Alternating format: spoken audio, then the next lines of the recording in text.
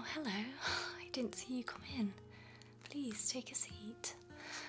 I was just about to begin to read a nice Christmassy book. Would you like to relax and I can read it to you?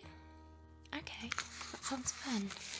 So it's A Christmas Carol. I thought it would be a really nice book to read around this time of year. I've actually not long lit the fire in here, so it's a little bit chilly, I'm afraid, but can I get you a warm blanket until it warms up in here a little bit? Yeah? Okay.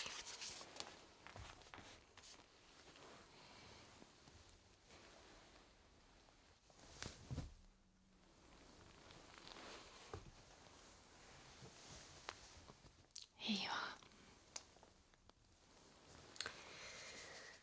Okay, so I'll just have a sip of my tea. I have also just made a pot of tea if you'd like to help yourself as well. Yes, please be my guest. I do love a nice warm cup of tea, don't you?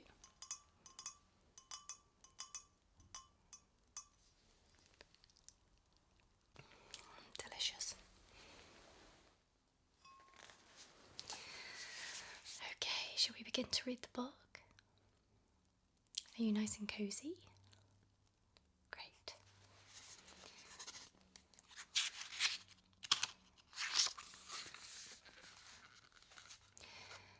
Chapter 1. Marley's Ghost. Marley was dead, to begin with. There is no doubt whatever about that.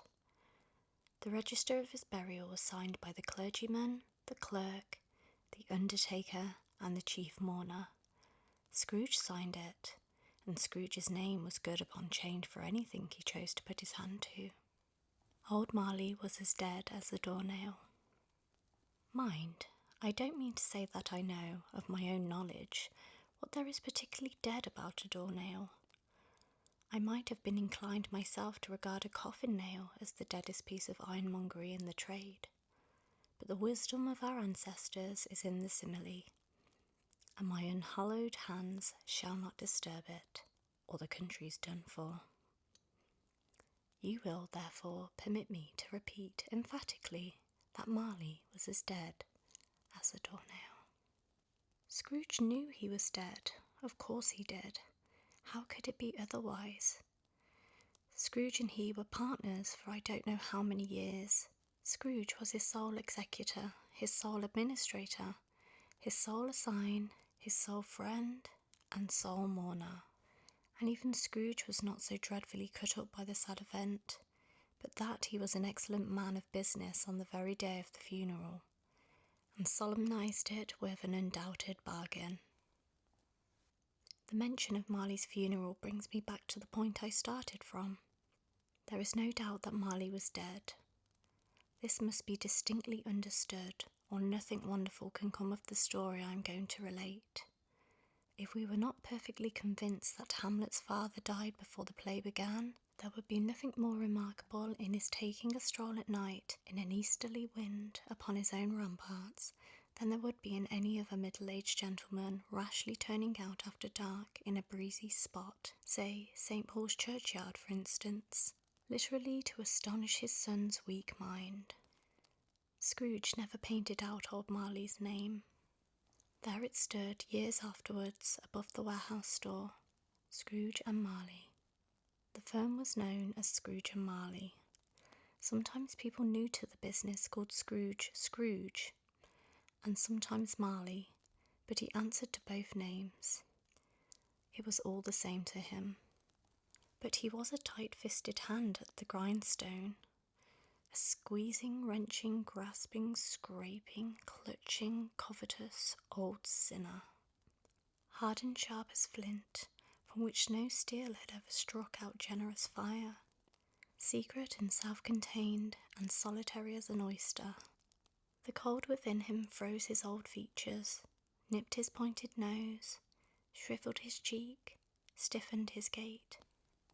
A frosty rime was on his head and on his eyebrows and his wiry chin. He carried his own low temperature always about with him. He iced his office in the dog days and did not thaw it 1 degree at Christmas. External heat and cold had little influence on Scrooge. No warmth could warm, no wintry weather chill him, no wind that blew was bitterer than he, no falling snow was more intent upon its purpose. The heaviest rain and snow and hail and sleet could boast of the advantage over him in only one respect. They often came down handsomely, and Scrooge never did. Nobody ever stopped him in the street to say, with gladsome looks, "My dear Scrooge, how are you? When will you come to see me?" No beggars implored him to bestow a trifle. No children asked him what it was o'clock. No man or woman ever once in all his life inquired the way to such and such a place of Scrooge. Even the blind men's dogs appeared to know him, and when they saw him coming on, would talk their owners into doorways and end up courts, and then would wag their tails as though they said, "No eye at all is better than an evil eye, dark master." But what did Scrooge care? It was the very thing he liked, to edge his way along the crowded path of life. Warning all human sympathy to keep its distance was what the knowing ones call nuts to Scrooge. Once upon a time, of all the good days in the year, one Christmas Eve, old Scrooge sat busy in his counting house. It was cold, bleak, biting weather, foggy withal, and he could hear the people in the court outside go wheezing up and down, beating their hands upon their breasts and stamping their feet upon the pavement stones to warm them. The city clocks had only just gone 3, but it was quite dark already. It had not been light all day, and candles were flaring in the windows of the neighbouring offices, like ruddy smears upon the palpable brown air.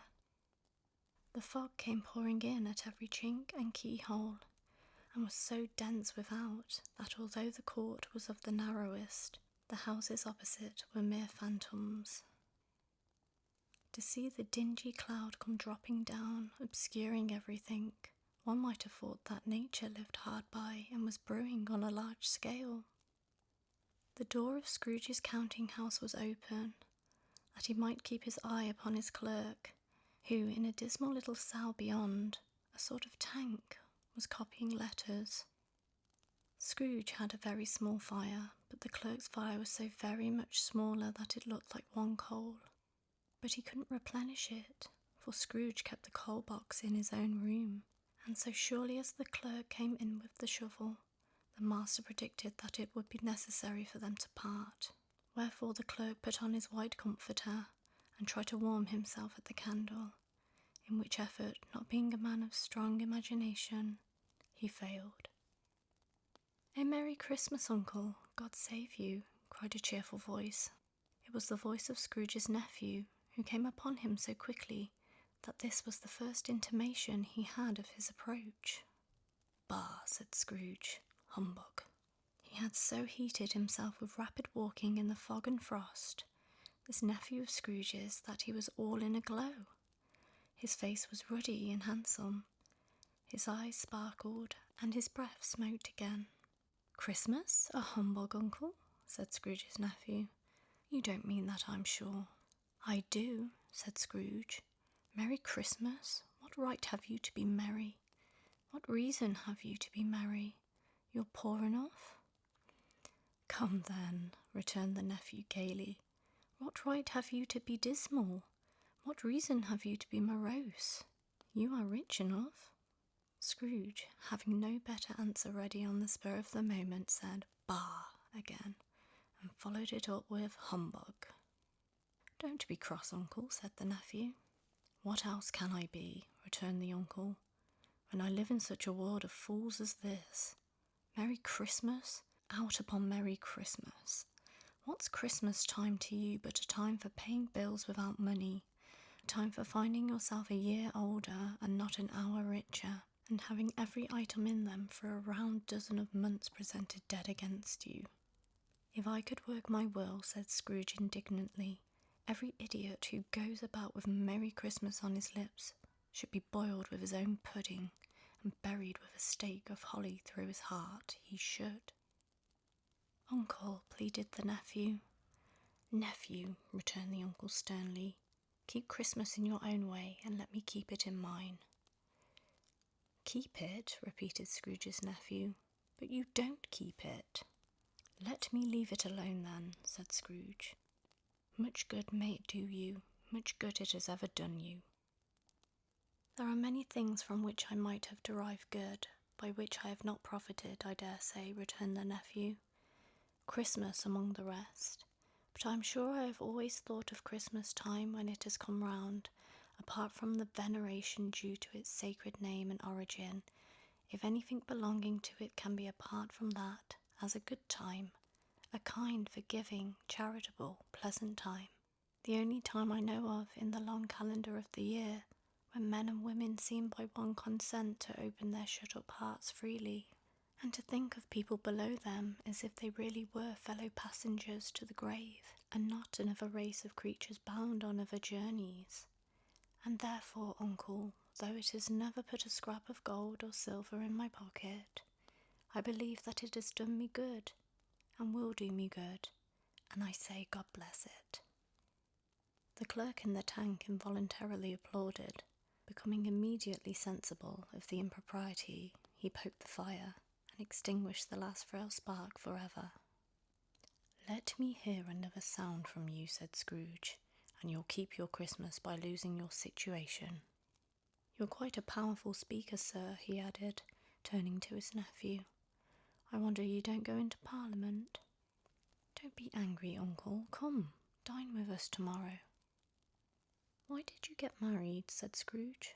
"Because I fell in love." "Because you fell in love," growled Scrooge, as if that were the only one thing in the world more ridiculous than a Merry Christmas. "Good afternoon." "I want nothing from you. I ask nothing of you. Why cannot we be friends?" "Good afternoon," said Scrooge. "I am sorry, with all my heart, to find you so resolute. We have never had any quarrel to which I have been a party, but I have made the trial in homage to Christmas, and I'll keep my Christmas humour to the last. So a Merry Christmas, uncle." "Good afternoon," said Scrooge. His nephew left the room without an angry word notwithstanding. He stopped at the outer door to bestow the greetings of the season on the clerk, who, cold as he was warmer than Scrooge, for he returned them cordially. "There's another fellow," muttered Scrooge, who overheard him. "My clerk, with 15 shillings a week and a wife and family, talking about a Merry Christmas." This lunatic, in letting Scrooge's nephew out, had let 2 other people in. They were portly gentlemen, pleasant to behold, and now stood with their hats off in Scrooge's office. They had books and papers in their hands and bowed to him. "Scrooge and Marley, I believe?" said one of the gentlemen, referring to his list. "Have I the pleasure of addressing Mr. Scrooge or Mr. Marley?" "Mr. Marley has been dead these 7 years," Scrooge replied. "He died 7 years ago this very night." "We have no doubt his liberality is well presented by his surviving partner," said the gentleman, presenting his credentials. It certainly was, for they had been 2 kindred spirits. At the ominous word liberality, Scrooge frowned, and handed the credentials back. "At this festive season of the year, Mr. Scrooge," said the gentleman, taking up a pen, "it is more than usually desirable that we should make some slight provision for the poor and destitute who suffer greatly at the present time. Many thousands are in want of common necessaries. Hundreds of thousands are in want of common comforts, sir." "Are there no prisons?" asked Scrooge. "Plenty of prisons," said the gentleman, laying down the pen again. "And the Union workhouses?" demanded Scrooge. "Are they still in operation?" "They are still," returned the gentleman. "I wish I could say they were not." "The treadmill and the poor law are in full vigour then?" said Scrooge. "Both very busy, sir." "Oh, I was afraid from what you said at first that something had occurred to stop them in their useful course," said Scrooge. "I'm very glad to hear it." under the impression that they scarcely furnish Christian cheer of mind or body to the multitude, returned the gentleman. A few of us are endeavouring to raise a fund to buy the poor some meat and drink, and means of warmth. We choose this time because it is a time of all others when want is keenly felt, and abundance rejoices. What shall I put you down for? Nothing, Scrooge replied. You wish to be anonymous?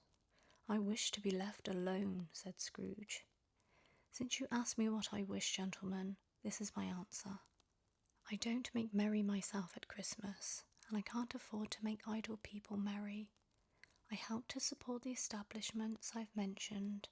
They cost enough, and those that are badly off must go there. Many can't go there, and many would rather die. If they would rather die, said Scrooge, they had better do it, and decrease the surplus population. It's not my business, Scrooge returned. It's enough for a man to understand his own business and not to interfere with other people's.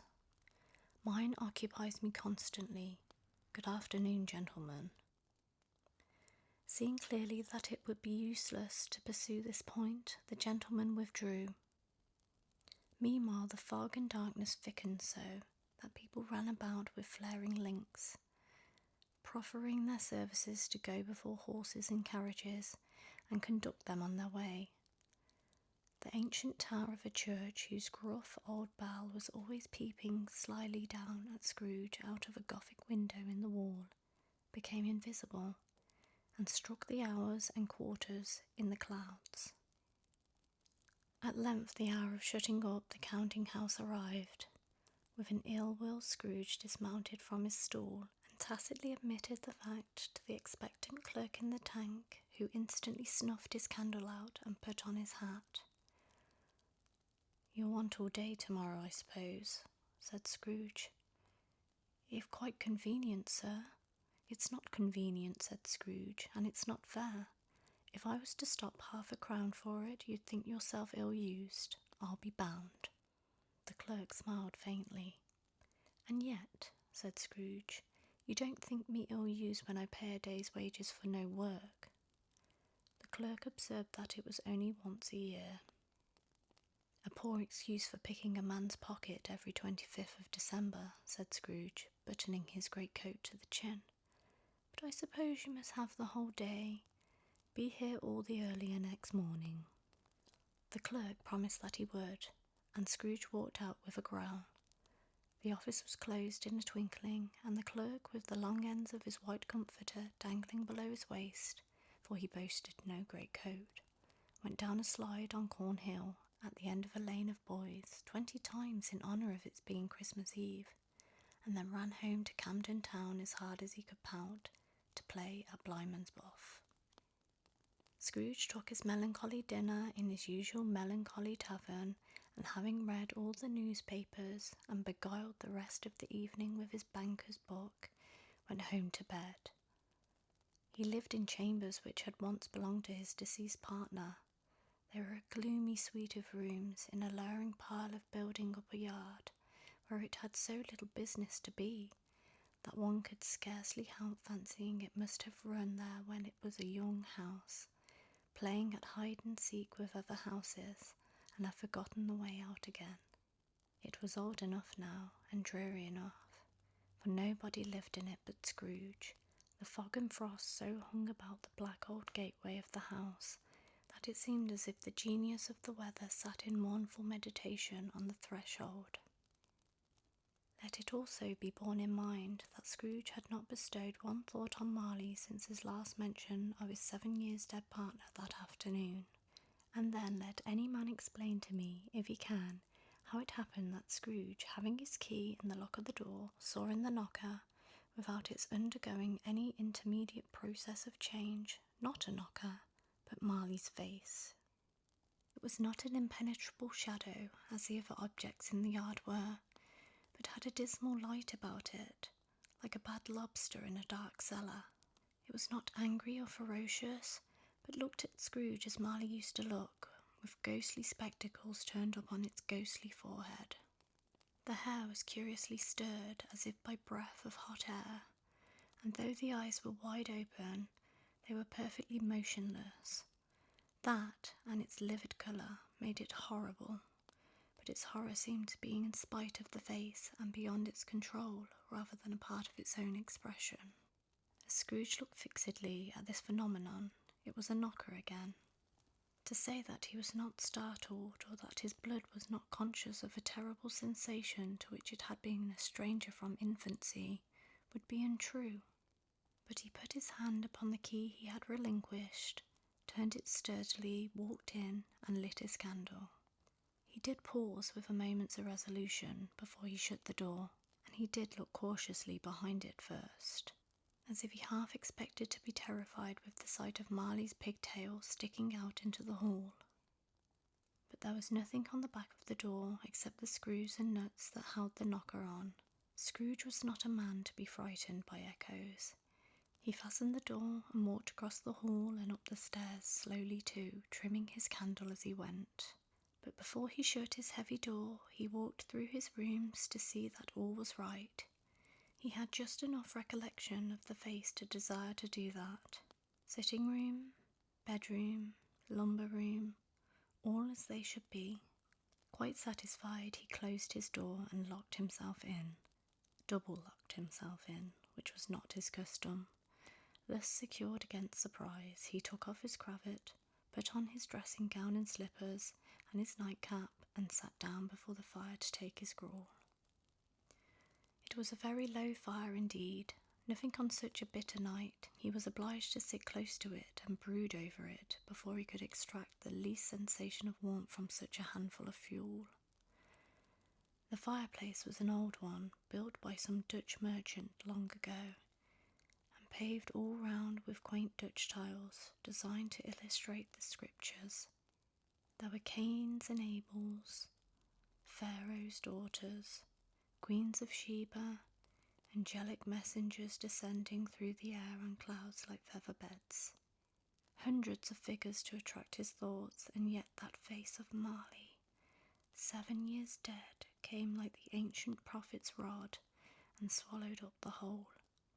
If each smooth tile had been a blank at first with power to shape some picture of its surface from the disjointed fragments of his thoughts, there would have been a copy of old Marley's head on every one. After several turns he sat down again as he threw his head back in the chair. His glance happened to reset upon a bell, a disused bell that hung in the room, and communicated, for some purpose now forgotten, with a chamber in the highest story of the building. It was with great astonishment and with a strange, inexplicable dread that as he looked, he saw this bell begin to swing. It swung so softly in the outset that it scarcely made a sound, but soon it rang out loudly, and so did every bell in the house. This might have lasted half a minute or a minute, but it seemed an hour. The bells ceased as they had begun, together. They were succeeded by a clanking noise deep down below, as if some person were dragging a heavy chain over the casks in the wine merchant's cellar. Scrooge then remembered to have heard that ghosts in haunted houses were described as dragging chains. The cellar door flew open with a booming sound, and then he heard the noise much louder on the floors below, then coming up the stairs, then coming straight towards his door. "It's humbug still," said Scrooge. "I won't believe it." His colour changed, though, when without a pause it came on through the heavy door and passed into the room before his eyes. Upon its coming in, the dying flame leaped up as though it cried, "I know him, Marley's ghost," and fell again. The chain he drew was clasped about his middle. It was long and wound about him like a tail, and it was made, for Scrooge observed it closely, of cash boxes, keys, padlocks, ledgers, deeds, and heavy purses wrought in steel. His body was transparent, so that Scrooge, observing him and looking through his waistcoat, could see the 2 buttons on his coat behind. Scrooge had often heard it said that Marley had no bowels, but he had never believed it until now. No, nor did he believe it even now, Though he looked the phantom through and through and saw it standing before him, though he felt the chilling influence of its death-cold eyes and marked the very texture of the folded kerchief bound about his head and chin, which wrapper he had not observed before. "How now," said Scrooge, caustic and cold as ever. "What do you want with me?" "Much."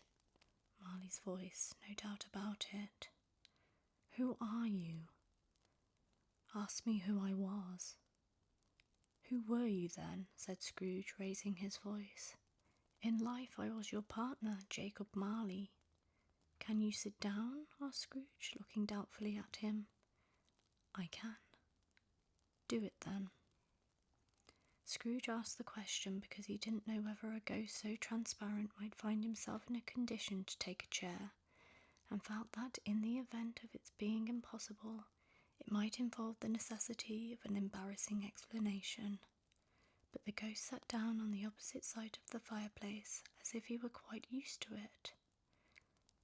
"You don't believe in me," observed the ghost. "I don't," said Scrooge. "What evidence would you have of my reality beyond that of your own senses?" "I don't know," said Scrooge. "Why do you doubt your senses?" "Because," said Scrooge, "a little thing affects me. A slight disorder of the stomach makes them cheats. You may be an undigested bit of beef, a blot of mustard, a crumb of cheese, a fragment of an undertoned potato. There's more of gravy than of grave about you, whatever you are."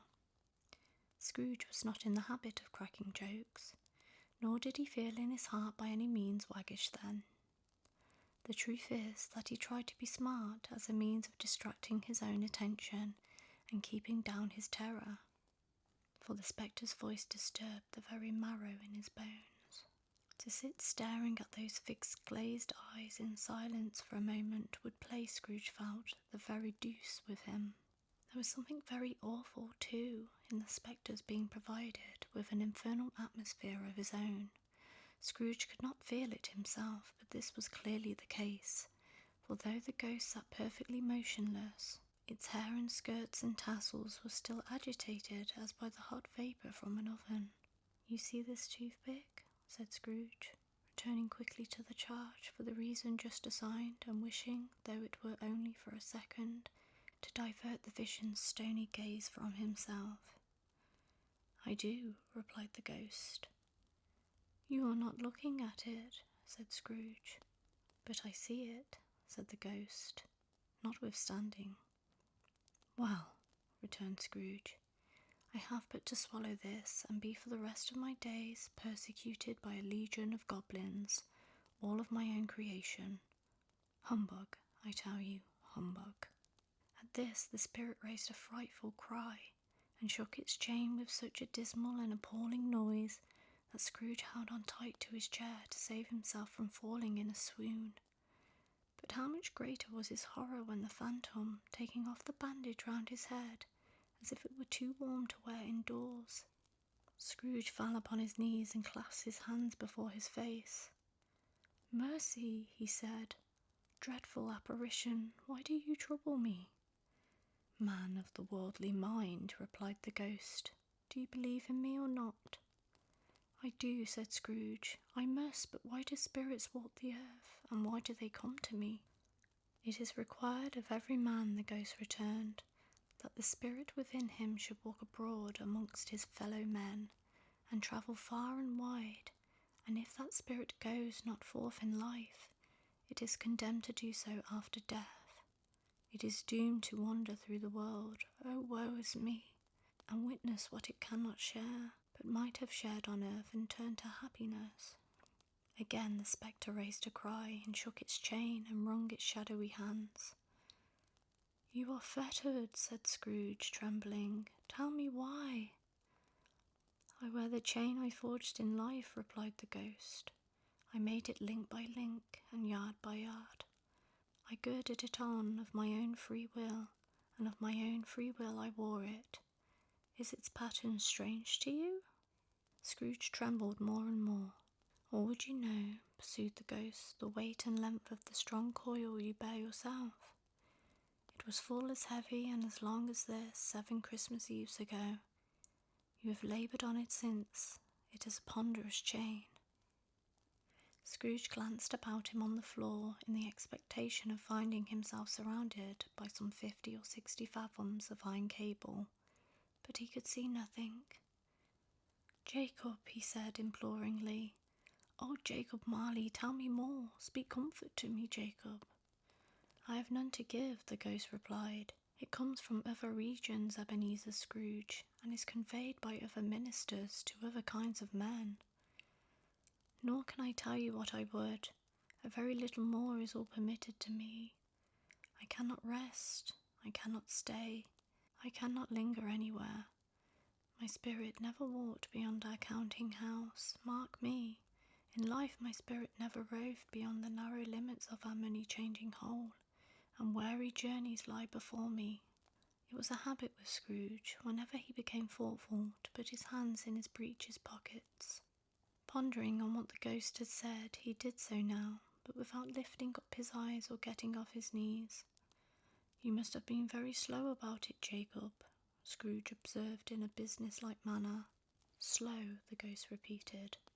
7 years dead, mused Scrooge, "and travelling all the time?" "The whole time," said the ghost. "No rest, no peace, incessant torture of remorse." "You travel fast," said Scrooge. "On the wings of the wind," replied the ghost. "You might have got over a great quantity of ground in 7 years," said Scrooge. The ghost, on hearing this, set up another cry, and clanked its chain so hideously in the dead silence of the night that the ward would have been justified in indicting it for a nuisance. "Hear me," cried the ghost, "my time is nearly gone." "I will," said Scrooge, "but don't be hard upon me, don't be flowery, Jacob, pray. How it is that I appear before you in a shape that you can see, I may not tell. I have sat invisible before you many and many a day." "That is no light part of my penance," pursued the ghost. "I am here tonight to warn you that you have yet a chance and hope of escaping my fate, a chance and hope of my procuring Ebenezer." "You were always a good friend to me," said Scrooge. "Thank ye." "You will be haunted," resumed the ghost, "by 3 spirits. Is that the chance and hope you mentioned, Jacob?" he demanded in a faltering voice. "It is." I think I'd rather not," said Scrooge. "Without their visits," said the ghost, "you cannot hope to shun the path I tread. Expect the first tomorrow when the bell tolls 1. "Couldn't I take 'em all at once and have it over, Jacob?" hinted Scrooge. "Expect the second on the next night at the same hour, the third upon the next night when the last stroke of 12 has ceased to vibrate. Look to see me no more, and look that, for your own sake, you remember what has passed between us." When it had said these words, the spectre took its wrapper from the table and bound it round its head as before. Scrooge knew this by the smart sound its teeth made when the jaws were brought together by the bandage. He ventured to raise his eyes again and found his supernatural visitor confronting him in an erect attitude, with its chain wound over and about its arm. The apparition walked backwards from him, and at every step it took, the window raised itself a little, so that when the spectre reached it, it was wide open. It beckoned Scrooge to approach, which he did. When they were within 2 paces of each other, Marley's ghost held up its hand, warning him to come no nearer. Scrooge stopped, not so much in obedience as in surprise and fear, for on the raising of the hand he became sensible of confused noises in the air, incoherent sounds of lamentation and regret, wailings inexpressibly sorrowful and self-accusatory. The spectre, after listening for a moment, joined in the mournful dirge, and floated out upon the bleak dark night. Scrooge followed to the window. Desperate in his curiosity, he looked out. The air was filled with phantoms wandering hither and thither in restless haste. The misery with them all was clearly that they sought to interfere for good in human matters and had lost the power forever. Scrooge closed the window and examined the door by which the ghost had entered. It was double locked as he had locked it with his own hands, and the bolts were undisturbed. He tried to say humbug but stopped at the first syllable, and being, from the emotion he had undergone, or the fatigues of the day, or his glimpse of the invisible world, or the dull conversations of the ghost, or the lateness of the hour, much in need of repose, went straight to bed without undressing, and fell asleep upon the instant. And that is the end of chapter 1, and you fell asleep. Okay, well, I'll just let you rest for a little while and then we'll begin with chapter 2. Maybe I'll sip my tea for a little while whilst you rest.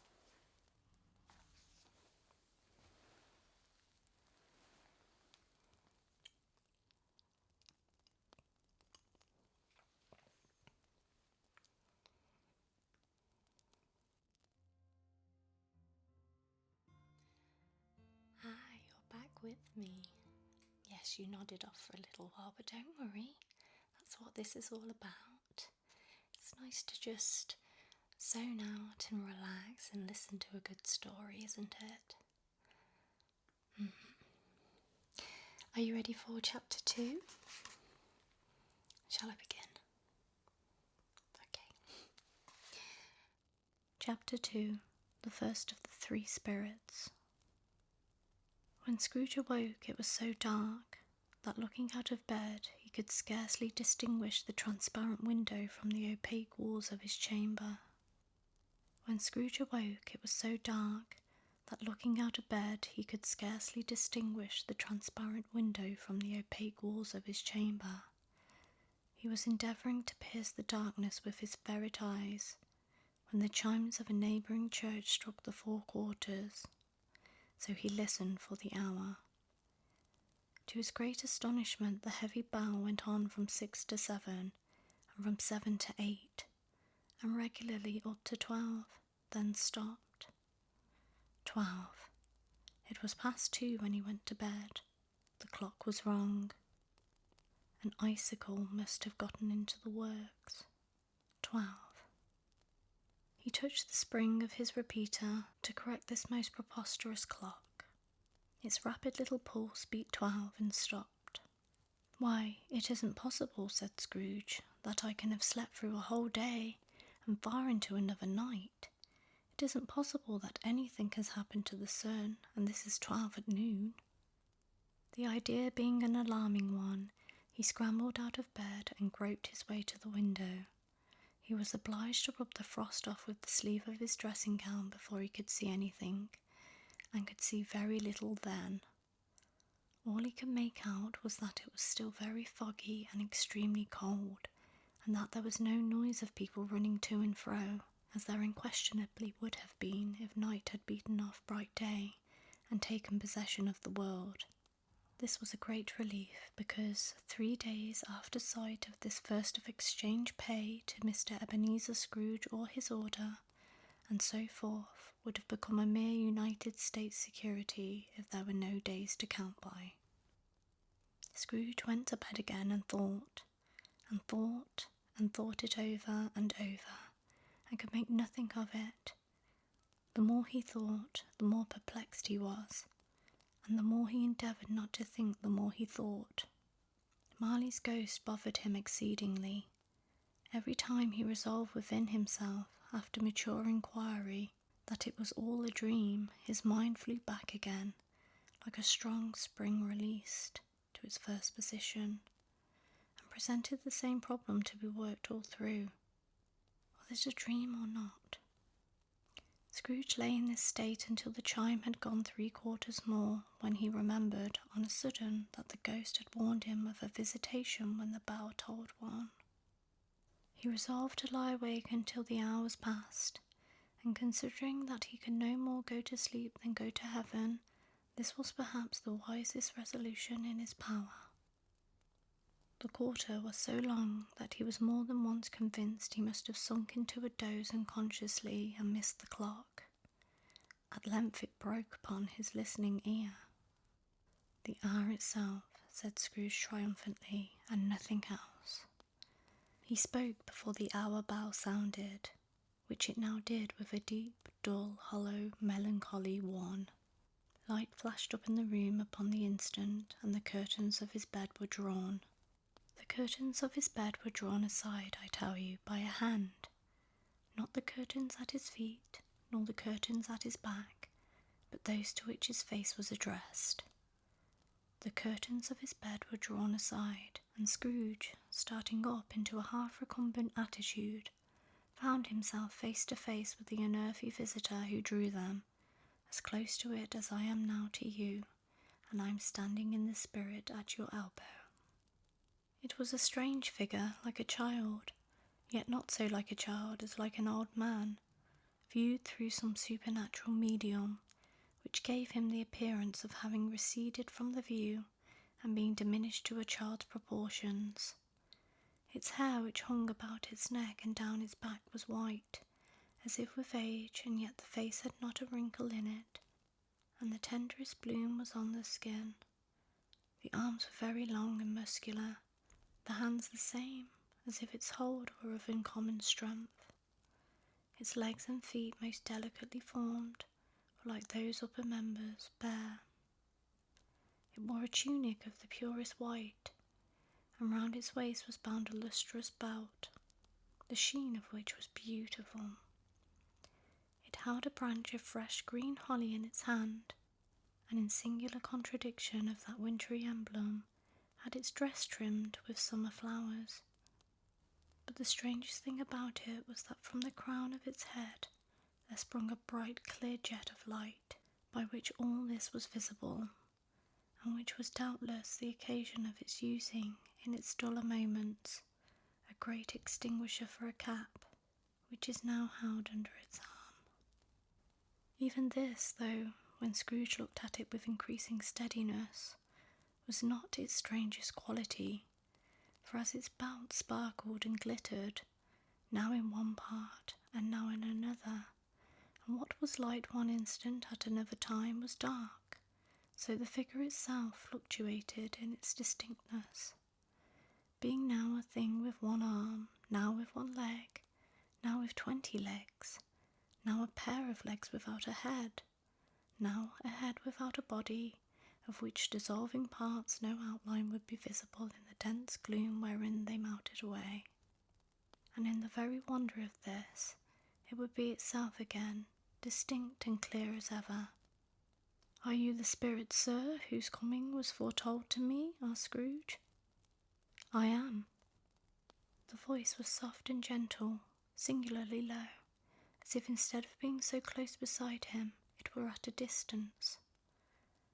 "Who and what are you?" Scrooge demanded. "I am the ghost of Christmas past." "Long past?" inquired Scrooge, observant of its dwarfish stature. "No, your past."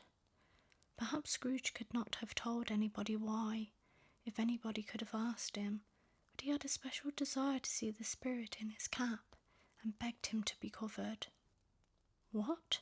exclaimed the ghost. "Would you so soon put out with worldly hands the light I give? Is it not enough that you are one of those whose passions made this cap, and force me through whole trains of years to wear it low upon my brow?" Scrooge reverently disclaimed all intentions to offend, or any knowledge of having wilfully bonneted the spirit at any period of his life. He then made bold to inquire what business brought him there. "Your welfare," said the ghost. Scrooge expressed himself much obliged, but could not help thinking that a night of unbroken rest would have been more conducive to that end. The spirit must have heard him thinking, for it said immediately, "Your reclamation, then, take heed." It put out its strong hand as it spoke and clasped him gently by the arm. "Rise and walk with me." It would have been in vain for Scrooge to plead that the weather and the hour were not adapted to pedestrian purposes, that bed was warm and the thermometer a long way below freezing, that he was clad but lightly in his slippers, dressing gown and nightcap, and that he had a cold upon him at that time. The grasp, though gentle as a woman's hand, was not to be resisted. He rose. but finding that the spirit made towards the window clasped its rose in supplication. "I am a mortal," Scrooge remonstrated, "and liable to fall." "Bear but a touch of my hand there," said the spirit, laying it upon his heart, "and you shall be upheld in more than this." As the words were spoken, they passed through the wall and stood upon an open country road, with fields on either hand. The city had entirely vanished. Not a vestige of it was to be seen. The darkness and the mist had vanished with it, for it was a clear, cold winter day, with the snow upon the ground. "Good heaven," said Scrooge, clasping his hands together as he looked about him. "I was bred in this place. I was a boy here." The spirit gazed upon him mildly. Its gentle touch, though it had been light and instantaneous, appeared still present to the old man's sense of feeling. He was conscious of 1,000 odours floating in the air, each one connected with 1,000 thoughts and hopes and joys and cares long, long forgotten. "Your lip is trembling," said the ghost. "And what is that upon your cheek?" Scrooge muttered with an unusual catching in his voice that it was a pimple, and begged the ghost to lead him where he would. "You recollect the way?" inquired the spirit. "Remember it? I could walk it blindfold." "Strange to have forgotten it for so many years," observed the ghost. "Let us go on."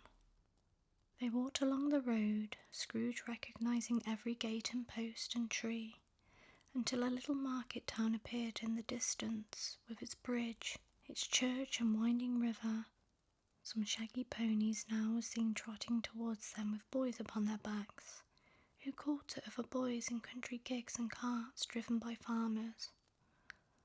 All these boys were in great spirits and shouted to each other, until the broad fields were so full of merry music that the crisp air laughed to hear it. "These are but shadows of the things that have been," said the ghost. "They have no consciousness of us." The travellers came on, and as they came, Scrooge knew and named them every one. Why was he rejoiced beyond all bounds to see them? Why did his cold eye glisten, and his heart leap up as they went past? Why was he filled with gladness when he heard them give each other Merry Christmas, as they parted at crossroads and byways for their several homes? What was Merry Christmas to Scrooge? Out upon Merry Christmas, what good had it ever done to him? "The school is not quite deserted," said the ghost. "A solitary child neglected by his friends is left there still." Scrooge said he knew it, and he sobbed. They left the high road by a well-remembered lane, and soon approached a mansion of dull red brick. It was a large house, but one of broken fortunes, for the spacious offices were little used. Their walls were damp and mossy, their windows broken, and their gates decayed. Fowls clucked and strutted in the stables, and the coach-houses and sheds were overrun with grass. Nor was it more attentive of its ancient state within, for entering the dreary hall and glancing through the open doors of many rooms, they found them poorly furnished, cold, and vast. There was an earthly savour in the air, a chilly bareness in the place, which associated itself somehow with too much getting up by candlelight and not too much to eat. They went, the ghost and Scrooge, across the hall, to a door at the back of the house. It opened before them and disclosed a long, bare, melancholy room, made barer still by lines of plain deal forms and desks. At one of these, a lonely boy was reading near a feeble fire, and Scrooge sat down upon a form and wept to see his poor forgotten self as he had used to be. Not a latent echo in the house, not a squeak and scuffle from the mice behind the panelling, not a drip from the half-thawed water-spout in the dooryard behind, not a sigh among the leafless bores, not the idle swinging of an empty storehouse door, no, not a clicking in the fire, but fell upon the heart of Scrooge with softening influence and gave a freer passage to his tears. The spirit touched him on his arm and pointed to his younger self, intent upon his reading. Then, with a rapidity of transition very foreign to his usual character, he said, in a pity for his former self, "Poor boy," and cried again. "I wish," Scrooge muttered, putting his hand in his pocket and looking about him after drying his eyes with his cuff, "but it's too late now." "What is the matter?" asked the spirit. "Nothing," said Scrooge. "There was a boy singing a Christmas carol at my door last night. I should like to have given him something, that's all." The ghost smiled thoughtfully and waved its hand, saying as it did so, "Let us see another Christmas." Scrooge's former self grew larger at the words, and the room became a little darker and more dirty. The panels shrunk, the windows cracked, fragments of plaster fell out of the ceiling, and the naked laths were shown instead. But how all of this was brought about, Scrooge knew no more than you do. He only knew that it was quite correct, that everything had happened so, that there he was, alone again, when all the other boys had gone home for the jolly holidays. He was not reading now, but walking up and down despairingly.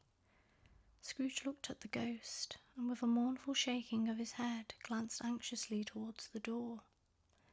It opened, and a little girl much younger than the boy came darting in, and putting her arms about his neck, and often kissing him, addressed him as her dear, dear brother. "I have come to bring you home, dear brother," said the child, clapping her tiny hands and bending down to laugh. "To bring you home, home, home." "Home, little Fan," returned the boy. "Yes," said the child, brimful of glee. "Home for good and all. Home for ever and ever. Father is so much kinder than he used to be that home's like heaven. He spoke so gently to me one dear night when I was going to bed, that I was not afraid to ask him once more if you might come home. And he said yes, you should, and sent me in a coach to bring you. And you're to be a man," said the child, opening her eyes, "and are never to come back here. But first we're to be together all the Christmas long, and have the merriest time in all the world." "You are quite a woman, little Fan," exclaimed the boy. She clapped her hands and laughed, and tried to touch his head, but being too little, laughed again, and stood on tiptoe to embrace him. Then she began to drag him, in her childish eagerness, towards the door, and he, nothing loath to go, accompanied her. A terrible voice in the hall cried, "Bring down Master Scrooge's box there." And in the hall appeared the schoolmaster himself, who glared on Master Scrooge with a ferocious condescension, and threw him into a dreadful state of mind by shaking hands with him. He then conveyed him and his sister into the veriest old well of a shivering best parlour that ever was seen, where the maps upon the wall and the celestial and terrestrial globes in the windows were waxy with cold. Here he produced a decanter of curiously light wine and a block of curiously heavy cake, and administered instalments of those dainties to the young people, at the same time sending out a meagre servant to offer a glass of something to the postboy, who answered that he thanked the gentleman, but if it was the same tap as he had tasted before, he had rather not. Master Scrooge's trunk being by this time tied on to the top of the chaise, the children bade the schoolmaster goodbye, and getting into it, drove gaily down the garden sweep. "She died a woman," said the ghost, "and had, as I think, children." "One child," Scrooge returned. "True," said the ghost, "your nephew." Scrooge seemed uneasy in his mind, and answered briefly, "Yes." Although they had but that moment left the school behind them, they were now in the busy thoroughfares of a city, where shadowy passengers passed and repassed, where shadowy carts and coaches battled for the way, and all the strife and tumult of a real city were. It was made plain enough by the dressing of the shops that here too it was Christmas time again. The ghost stopped at a certain warehouse door and asked Scrooge if he knew it. "Know it," said Scrooge. "Was I apprenticed here?" They went in at sight of an old gentleman in a Welsh wig, sitting behind such a high desk that if he had been 2 inches taller, he must have knocked his head against the ceiling. Scrooge cried in great excitement. "Why, it's old Fezziwig, bless his heart. It's Fezziwig alive again." Old Fezziwig laid down his pen and looked up at the clock, which pointed to the hour of 7. Scrooge's former self, now grown a young man, came briskly in, accompanied by his fellow prentice. "Dick Wilkins, to be sure," said Scrooge to the ghost. "Bless me, yes, there he is. He was very much attached to me, was Dick. Poor Dick, dear, dear." "Yo-ho, my boy," said Fezziwig. "No more work tonight. Let's have the shutters up," cried old Fezziwig. They charged into the street with the shutters. 1, 2, 3 had 'em up in their places. 4, 5, 6 barred 'em and pinned 'em. 7, 8, 9, and came back before you could have got to 12, panting like race horses. "Clear away, my lads, and let's have lots of room here." It was done in a minute. Every movable was packed off, as if it were dismissed from public life for evermore. The floor was swept and watered, the lamps were trimmed, fuel was heaped upon the fire, and the warehouse was as snug and warm and dry and bright a ballroom as you would desire to see upon a winter's night. In came a fiddler with a music book, and went up to the lofty desk, and made an orchestra of it. In came Mrs. Fezziwig, one vast substantial smile. In came the 3 Miss Fezziwigs, beaming and lovable. In came the 6 young followers whose hearts they broke. In came all the young men and women employed in the business. In they all came, one after another, some shyly, some boldly, some gracefully, some awkwardly, some pushing, some pulling. In they all came, anyhow and everyhow. Away they all went, 20 couple at once, hands half round and back again the other way, down the middle and up again, round and round in various stages of affectionate grouping. Old top couple always turning up in the wrong place, new top couple starting off again as soon as they got there, all top couples at last, and not a bottom one to help them. When this result was brought about, old Fezziwig, clapping his hands to stop the dance, cried out, "Well done!" and the fiddler plunged his hot face into a pot of porter, especially provided for the purpose. When the clock struck 11, this domestic ball broke up. Mr. and Mrs. Fezziwig took their stations, one on either side of the door, and shaking hands with every person individually as he or she went out, wished him or her a Merry Christmas. When everybody had retired but the 2 prentices, they did the same to them, and thus the cheerful voices died away, and the lads were left to their beds, which were under a counter in the back shop. During the whole of this time, Scrooge had acted like a man out of his wits. His heart and soul were in the scene, and with his former self he corroborated everything, remembered everything, enjoyed everything, and underwent the strangest agitation. It was not until now, when the bright faces of his former self and Dick were turned from them, that he remembered the ghost and became conscious that it was looking full upon him, while the light upon its head burnt very clear. "A small matter," said the ghost, "to make these silly folks so full of gratitude." "Small," echoed Scrooge. The spirit signed to him to listen to the 2 apprentices, who were pouring out their hearts in praise of Fezziwig, and when he had done so said, "Why? He has spent but a few pounds of your mortal money, 3 or 4 perhaps. Is that so much that he deserves his praise?" "It isn't that," said Scrooge, heated by the remark, and speaking unconsciously like his former, not his latter self.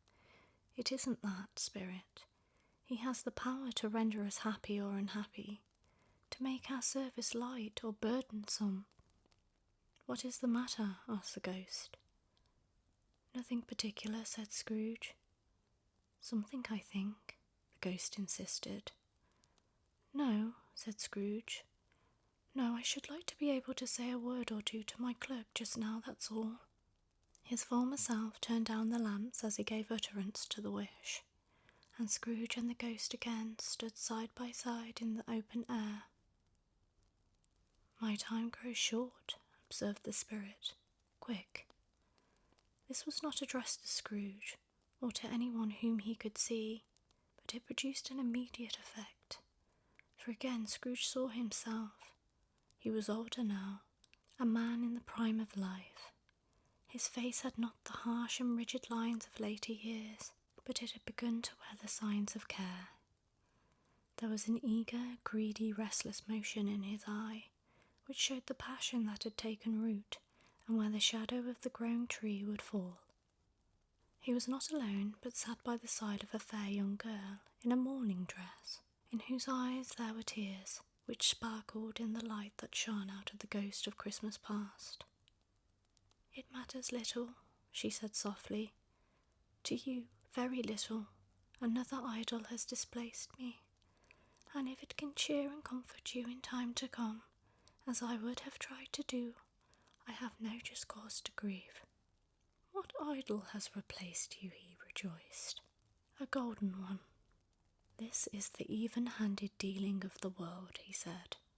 "There is nothing on which it is so hard as poverty, and there is nothing it professes to condemn with such severity as the pursuit of wealth." "You fear the world too much," she answered gently. "All your other hopes have merged into the hope of being beyond the chance of its sordid reproach. I have seen your nobler aspirations fall off one by one, until the master passion, gain. Our contract is an old one. It was made when we were both poor and content to be so, until, in good season, we could improve our worldly fortune by our patient industry. You are changed. When it was made, you were another man." "I was a boy," he said impatiently. "Your own feelings tells you that you were not what you are," she returned. "I am. That which promised happiness when we were one in heart is fraught with misery now that we are two. How often and how keenly I have thought of this, I will not say. It is enough that I have thought of it and can release you." He was about to speak, but with her head turned from him, she resumed. "The memory of what is past half makes me hope you will have pain in this. A very, very brief time, and you will dismiss the recollection of it gladly, as an unprofitable dream from which it happened well that you awoke. May you be happy in the life that you have chosen." She left him and they parted. "Spirit," said Scrooge, "show me no more. Conduct me home. Why do you delight to torture me?" "One shadow more," exclaimed the ghost. "No more," cried Scrooge. "No more. I don't wish to see it. Show me no more." But the relentless ghost pinned him in both his arms and forced him to observe what happened next. They were in another scene and place, a room not very large or handsome, but full of comfort.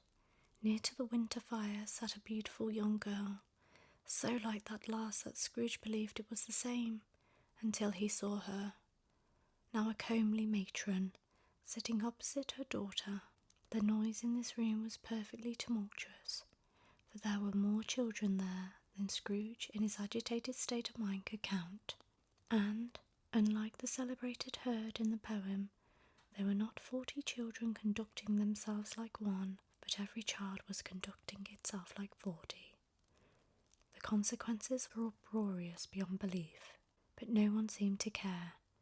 On the contrary, the mother and daughter laughed heartily, and enjoyed it very much, and the latter, soon beginning to mingle in the sports, got pillaged by the young brigands more ruthlessly.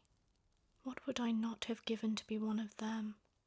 Though I never could have been so rude, no, no. I wouldn't for the wealth of all the world have crushed that braided hair and torn it down. I couldn't have done it.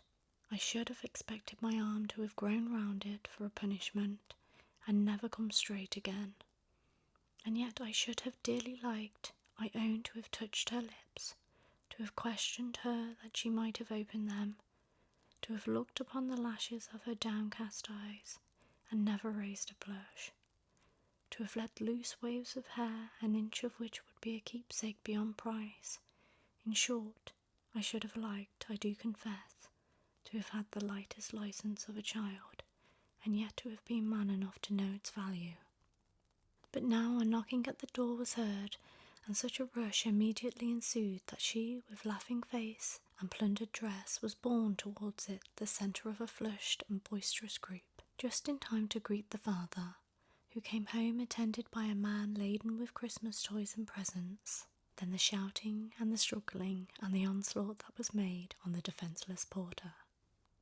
And now Scrooge looked on more attentively than ever, when the master of the house, having his daughter leaning fondly on him, sat down with her and her mother at his own fireside, and when he thought that such another creature, quite as graceful and as full of promise, might have called him father, and been a springtime in the haggard winter of his life, his sight grew very dim indeed. He turned upon the ghost, and seeing that it looked upon him with a face in which in some strange way there were fragments of all the faces it had shown him, wrestled with it. "Leave me, take me back, haunt me no longer." In the struggle, if that can be called a struggle, in which the ghost, with no visible resistance of its own part, was undisturbed by any effort of its adversary, Scrooge observed that its light was burning high and bright, and dimly connected that with its influence over him. He seized the extinguisher cap, and by a sudden action pressed it down upon its head. The spirit dropped beneath it, so that the extinguisher covered its whole form, but though Scrooge pressed it down with all his force, he could not hide the light which streamed from under it in an unbroken flood upon the ground. He was conscious of being exhausted and overcome by an irresistible drowsiness, and further of being in his own bedroom. He gave the cap a parting squeeze, in which his hand relaxed, and had barely time to reel to bed before he sank into a heavy sleep. Well, I don't know about you, but I am thoroughly enjoying this story so far. Shall we take a little rest now before we move on to chapter 3? Okay, let's just take a deep breath, close our eyes, and just take a moment to relax.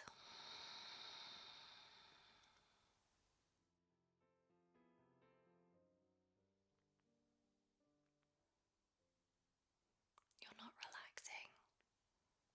Why are you not relaxing? You want to move on with the story, don't you? Okay. Let's move on then. Chapter 3. The second of the three spirits.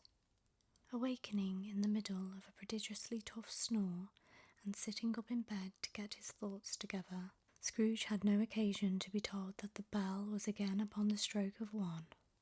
He felt that he was restored to consciousness in the right nick of time, for the especial purpose of holding a conference with the second messenger dispatched to him through Jacob Marley's intervention.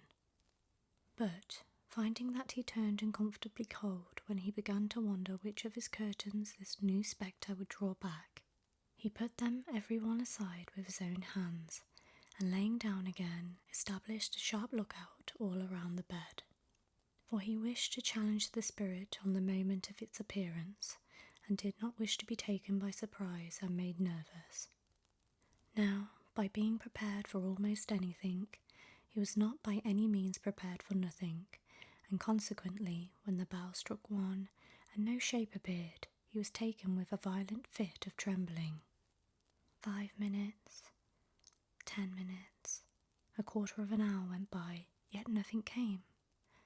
All this time he lay upon his bed, the very core and centre of a blaze of ruddy light, which streamed upon it when the clock proclaimed the hour, and which, being only light, was more alarming than a dozen ghosts, as he was powerless to make out what it meant, or would be at, and was sometimes apprehensive that he might be at that very moment an interesting case of spontaneous combustion, without having the consolation of knowing it.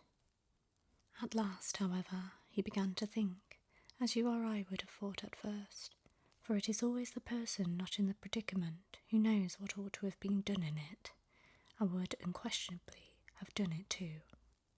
He began to think that the source and secret of this ghostly light might be in the adjoining room, from whence, on further tracing it, it seemed to shine. This idea taking full possession of his mind, he got up softly and shuffled in his slippers to the door. The moment Scrooge's hand was on the lock, a strange voice called him by his name and bade him enter. He obeyed. It was his own room, there was no doubt about that, but it had undergone a surprising transformation. The walls and ceilings were so hung with living green that it looked a perfect grove, from every part of which bright gleaming berries glistened. The crisp leaves of holly, mistletoe, and ivy reflected back the light, as if so many little mirrors had been scattered there, and such a mighty blaze went roaring up the chimney, as that dull petrification of a hearth had never known in Scrooge's time, or Marley's, or for many and many a winter season gone. Heaped up on the floor to form a kind of throne were turkeys, geese, game, poultry, brawn, great joints of meat, sucking pigs, long wreaths of sausages, mince pies, plum puddings, barrels of oysters, red-hot chestnuts, cherry-cheeked apples, juicy oranges, luscious pears, immense 12 cakes, and seething bowls of punch that made the chamber dim with their delicious steam. In easy state upon this couch there sat a jolly giant, glorious to see, who bore a glowing torch in shape, not unlike Plenty's horn, and held it up, high up, to shed its light on Scrooge as he came peeping round the door. "Come in," exclaimed the ghost. "Come in and know me better, man." Scrooge entered timidly and hung his head before this spirit. He was not the dog Scrooge he had been, and though the spirit's eyes were clear and kind, he did not like to meet him. "I am the ghost of Christmas present," said the spirit. "Look upon me." Scrooge reverently did so. It was clothed in one simple green robe, or mantle, bordered with white fur. This garment hung so loosely on the figure that its capacious breast was bare, as if disdained to be warden or concealed by any artifice. Its feet, observable beneath the ample folds of the garment, were also bare, and on its head it wore no other covering than a holly wreath, set here and there with shining icicles. Its dark brown curls were long and free as its genial face, its sparkling eyes, its open hand, its cheery voice, its unconstrained demeanour, and its joyful air. "You have never seen the like of me before," exclaimed the spirit. "Never," Scrooge made answer to it. "Have never walked forth with the younger members of my family," pursued the phantom. "I don't think I have," said Scrooge. "I am afraid I have not. Have you had many brothers, spirit?" "More than 1,800, said the ghost. "A tremendous family to provide for," muttered Scrooge. The ghost of Christmas present rose. "Spirit," said Scrooge submissively, "conduct me where you will. I went forth last night on compulsion, and I learnt a lesson which is working now. Tonight, if you have aught to teach me, let me profit by it. Touch my robe." Scrooge did as he was told, and held it fast. Holly, mistletoe, red berries, ivy, turkeys, geese, game, poultry, all vanished instantly. So did the room, the fire, the ruddy glow, the hour of night, and they stood in the city streets on Christmas morning, where, for the weather was severe, the people made a rough, but brisk and not unpleasant kind of music. The house fronts looked black enough, and the windows blacker, contrasting with the smooth white sheet of snow upon the roofs, and with the dirtier snow upon the ground, which last deposit had been ploughed up in deep furrows by the heavy wheels of carts and waggons. furrows that crossed and recrossed each other hundreds of times where the great streets branched off and made intricate channels, hard to trace in the thick yellow mud and icy water. The sky was gloomy, and the shortest streets were choked up with a dingy mist. There was nothing very cheerful in the climate or the town, and yet was there an air of cheerfulness abroad that the clearest summer air and brightest summer sun might have endeavoured to diffuse in vain. The poulterers' shops were still half open and radiant in their glory. There were great round pot-bellied baskets of chestnuts, shaped like the waistcoats of jolly old gentlemen. The grocers nearly closed, with perhaps 2 shutters down, or 1, but through those gaps such glimpses. It was not alone that the scales descending on the counter made a merry sound, or that the twine and roller parted company so briskly, or that the canisters were rattled up and down like juggling tricks, or even that the blended scents of tea and coffee were so grateful to the nose. The almonds so extremely white, the sticks of cinnamon so long and straight, the other spices so delicious, the candied fruits so caked and spotted with molten sugar, or that everything was good to eat and in its Christmas dress, but the customers were all so hurried and so eager in the hopeful promise of the day that they tumbled up against each other at the door, crashing their wicker baskets wildly, and left their purchases upon the counter, and came running back to fetch them. But soon the steeples called good people all, to church and chapel, and away they came, flocking through the streets in their best clothes, and with their gayest faces, carrying their dinners to the bakers' shops. The sight of these poor revellers appeared to interest the spirit very much, for he stood with Scrooge beside him in a baker's doorway, and taking off the covers as their bearers passed, sprinkled incense on their dinners from his torch. And it was a very uncommon kind of torch, for once or twice when there were angry words between some dinner carriers who had jostled each other, he shed a few drops of water on them from it, and their good humour was restored directly, for they said it was a shame to quarrel upon Christmas Day, and so it was. God love it, so it was. Is there a peculiar flavour in what you sprinkle from your torch? Asked Scrooge. There is, my own. Would it apply to any kind of dinner on this day? Asked Scrooge. To a poor one most. Why to a poor one most? Asked Scrooge. Because it needs it most. Spirit, said Scrooge after a moment's thought, I wonder you, of all the beings in the many worlds about us, should desire to cramp these people's opportunities of innocent enjoyment. You would deprive them of their means of dining every 7th day, often the only day on which they can be said to dine at all, said Scrooge. Wouldn't you? Aye, cried the spirit. Forgive me if I am wrong. It has been done in your name, or at least in that of your family, said Scrooge. There are some upon this earth of yours, returned the spirit, who lay claim to know us, and who do their deeds of passion, pride, ill will, hatred, envy, bigotry, and selfishness in our name, who are as strange to us and all our kin as if they had never lived. Remember that, and charge their doings on themselves and not us. Scrooge promised that he would, and they went on, invisible as they had been before, into the suburbs of the town. It was a remarkable quality of the ghost, which Scrooge had observed at the baker's, that notwithstanding his gigantic size, he could accommodate himself to any place with ease, and that he stood beneath a low roof quite as gracefully and like a supernatural creature as it was possible he could have done in any lofty hall.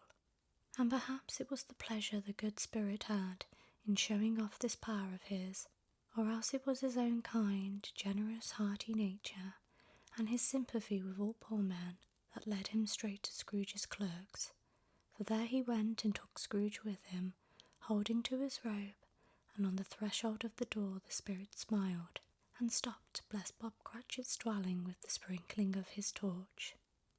Think of that. Bob had but 15 bob a week himself he pocketed on Saturdays, but 15 copies of his Christian name, and yet the ghost of Christmas present blessed his 4-room house. Then up rose Mrs. Cratchit, Cratchit's wife, dressed out but poorly in a twice-turned gown, but brave in ribbons, which are cheap and make a goodly show for sixpence, and she laid the cloth, assisted by Belinda Cratchit, second of her daughters, also brave in ribbons, while Master Peter Cratchit plunged a fork into the saucepan of potatoes, and getting the corners of his monstrous shirt collar into his mouth, rejoiced to find himself so gallantly attired, and yearned to show his linen in the fashionable parks. And now 2 smaller Cratchits, boy and girl, came tearing in, screaming that outside the baker's they had smelt the goose. "What has ever got your precious father, then?" said Mrs. Cratchit, "and your brother Tiny Tim, and Martha?" "Here's Martha, mother," said a girl, appearing as she spoke. "Why, bless your heart alive, my dear, how late you are," said Mrs. Cratchit, kissing her a dozen times and taking off her shawl. "We'd a deal of work to finish up last night," replied the girl, "and had to clear away this morning, mother." "Well, never mind so long as you are come," said Mrs. Cratchit. "Sit ye down before the fire, my dear, and have a warm, Lord bless ye." "No, no, there's father coming," cried the 2 young Cratchits, who were everywhere at once. "Hide, Martha, hide!" So Martha hid herself, and in came little Bob, the father, with at least 3 feet of comforter exclusive of the fringe, hanging down before him, and his threadbare clothes darned up and brushed, to look seasonable, and Tiny Tim upon his shoulder. Alas for Tiny Tim, he bore a little crutch, and had his limbs supported by an iron frame. "Why, where's our Martha?" cried Bob Cratchit, looking round. "Not coming," said Mrs. Cratchit. "Not coming," said Bob. Martha didn't like to see him disappointed, if it were only in joke, so she came out prematurely from behind the closet door and ran into his arms, while the 2 young Cratchits hustled Tiny Tim. "And how did little Tim behave?" asked Mrs. Cratchit. "As good as gold," said Bob, "and better. Somehow he gets thoughtful sitting by himself so much. He told me coming home that he hoped the people saw him in the church because he was a cripple, and it might be pleasant to them to remember upon Christmas Day who made lame beggars walk and blind men see." Bob's voice was tremulous when he told them this, and trembled more when he said that Tiny Tim was grown strong and hearty. His active little crutch was heard upon the floor, and back came Tiny Tim before another word was spoken, escorted by his brother and sister to his stool before the fire. And while Bob, turning off his cuffs, as if, poor fellow, they were capable of being made more shabby, compounded some hot mixture in a jug with gin and lemons, and stood it round and round, and put it on the hob to simmer. Then all the Cratchit family drew round the hearth in what Bob Cratchit called a circle, meaning half a one, and at Bob Cratchit's elbow stood the family display of glass. "Spirit," said Scrooge with an interest he had never felt before, "tell me if Tiny Tim will live." "I see a vacant seat," replied the ghost, "in the poor chimney corner, and a crutch without an owner, carefully preserved. If these shadows remain unaltered by the future, the child will die." "Oh no, kind spirit, say he will be spared." "If the shadows remain unaltered by the future, none other of my race will find him here." Scrooge bent before the ghost, and trembling cast his eyes upon the ground, but he raised them speedily on hearing his own name. "Mr. Scrooge," said Bob. "I'll give you Mr. Scrooge, the founder of the feast." "The founder of the feast, indeed," cried Mrs. Cratchit, reddening. "I wish I had him here. I'd give him a piece of my mind to feast upon, and I'd hope he'd have a good appetite for it." "My dear," said Bob, "the children, Christmas Day." "It should be Christmas Day, I am sure," she said, "on which one drinks the health of such an odious, stingy, hard-and-feeling man as Mr. Scrooge. You know he is, Robert. Nobody knows it better than you do, poor fellow." "My dear," was Bob's mild answer, "Christmas Day." "I'll drink his health for your sake and the day's," said Mrs. Cratchit, "not for his long life to him. A Merry Christmas and a Happy New Year. He'll be very merry and very happy, I have no doubt." They were not a handsome family, they were not well dressed, their shoes were far from being waterproof, their clothes were scanty, and Peter might have known, and very likely did, the inside of a pawnbroker's. But they were happy, grateful, pleased with one another, and contented with the time, and when they faded and looked happier yet in the bright sprinkles of the Spirit's torch at parting, Scrooge had his eye upon them, and especially on Tiny Tim, until the last. It was a long night, if it were only a night, but Scrooge had his doubts of this, because the Christmas holidays appeared to be condensed into the space of time they passed together. It was strange, too, that while Scrooge remained unaltered in his outward form, the ghost grew older, clearly older. Scrooge had observed this change, but never spoke of it. Looking at the spirit as they stood together in an open place, he noticed that his hair was grey. "Are spirits' lives so short?" asked Scrooge. "My life upon this globe is very brief," replied the ghost. "It ends tonight." "Tonight?" cried Scrooge. "Tonight at midnight. The time is drawing near." The chimes were ringing the 11:15 at the moment. "Forgive me if I am not justified in what I ask," said Scrooge, looking intensely at the spirit's robe. "But I see something strange and not belonging to yourself, protruding from your skirts. Is it a foot or a claw?" "It might be a claw, for the flesh that is upon it," was the spirit's sorrowful reply. "Look here." From the foldings of its robe it brought 2 children, wretched, frightful, hideous, miserable. They knelt down at its feet and clung upon the outside of its garment. "Look here, look down here," exclaimed the ghost. Where graceful youth should have filled their features out and touched them with its freshest tints, a stale and shrivelled hand, like that of age, had pinched and twisted them, and pulled them into shreds. Where angels might have sat enthroned, devils lurked, and glared out menacing. No change, no perversion of humanity in any grade, through all the mysteries of wonderful creation, has monsters half so horrible and dread. Having them shown to him in this way, he tried to say they were fine children, but the words choked themselves, rather than be parties to a lie of such enormous magnitude. "Spirit, are they yours?" Scrooge could say no more. "They are man's," said the spirit, looking down upon them. "This boy is ignorance, this girl is want. Beware them both and all of their degree, but most of all beware this boy, for on his brow I see that written which is doom, unless the writing be erased." "Deny it," cried the spirit, stretching out its hands towards the city. "Slander those who tell it ye. Admit it to your factious purposes and make it worse, and abide the end." "Have they no refuge or resource?" cried Scrooge. "Are there no prisons?" said the spirit, turning on him for the last time with his own words. "Are there no workhouses?" The bell struck 12. Scrooge looked about him for the ghost and saw it not. As the last stroke ceased to vibrate, he remembered the prediction of old Jacob Marley, and lifting up his eyes, beheld a solemn phantom, draped and hooded, coming like a mist along the ground towards him. And lifting up his eyes, beheld a solemn phantom, draped and hooded, coming like a mist along the ground towards him. I can't believe we're 3 chapters in already.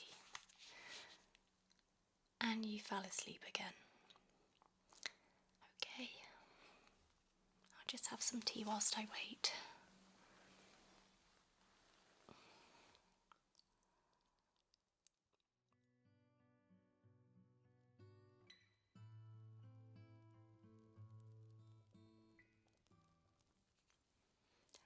Oh, hello, you're back. Sorry, I was miles away myself. Did you hear any of chapter 3 at all?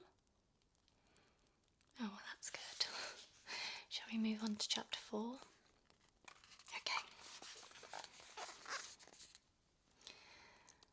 Chapter 4. The Last of the Spirits. The phantom slowly, gravely, silently approached. When it came near him, Scrooge bent down upon his knee, for in the very air through which this spirit moved it seemed to scatter gloom and mystery. When it came near him, Scrooge bent down upon his knee, for in the very air through which this spirit moved it seemed to scatter gloom and mystery. It was shrouded in a deep black garment which concealed its head, its face, its form, and left nothing of it visible but one outstretched hand. But for this it would have been difficult to detach its figure from the night and separate it from the darkness by which it was surrounded. He felt that it was tall and stately when it came beside him, and that its mysterious presence filled him with a solemn dread. He knew no more, for the spirit neither spoke nor moved. "I am in the presence of the ghost of Christmas yet to come," said Scrooge. The spirit answered not, but pointed onward with its hand. "You are about to show me shadows of the things that have not yet happened, but will happen in the time before us," Scrooge pursued. "Is that so, spirit?" The upper portion of the garment was contracted for an instant in its folds, as if the spirit had inclined its head. That was the only answer he received. Although well used to ghostly company by this time, Scrooge feared the silent shape so much that his legs trembled beneath him, and he found that he could hardly stand when he prepared to follow it. The spirit paused a moment, as observing his condition and giving him time to recover. But Scrooge was all the worse for this. It thrilled him with a vague, uncertain horror to know that behind the dusky shroud there were ghostly eyes intently fixed upon him, while he, though he stretched his own to the utmost, could see nothing but a spectral hand and one great heap of black.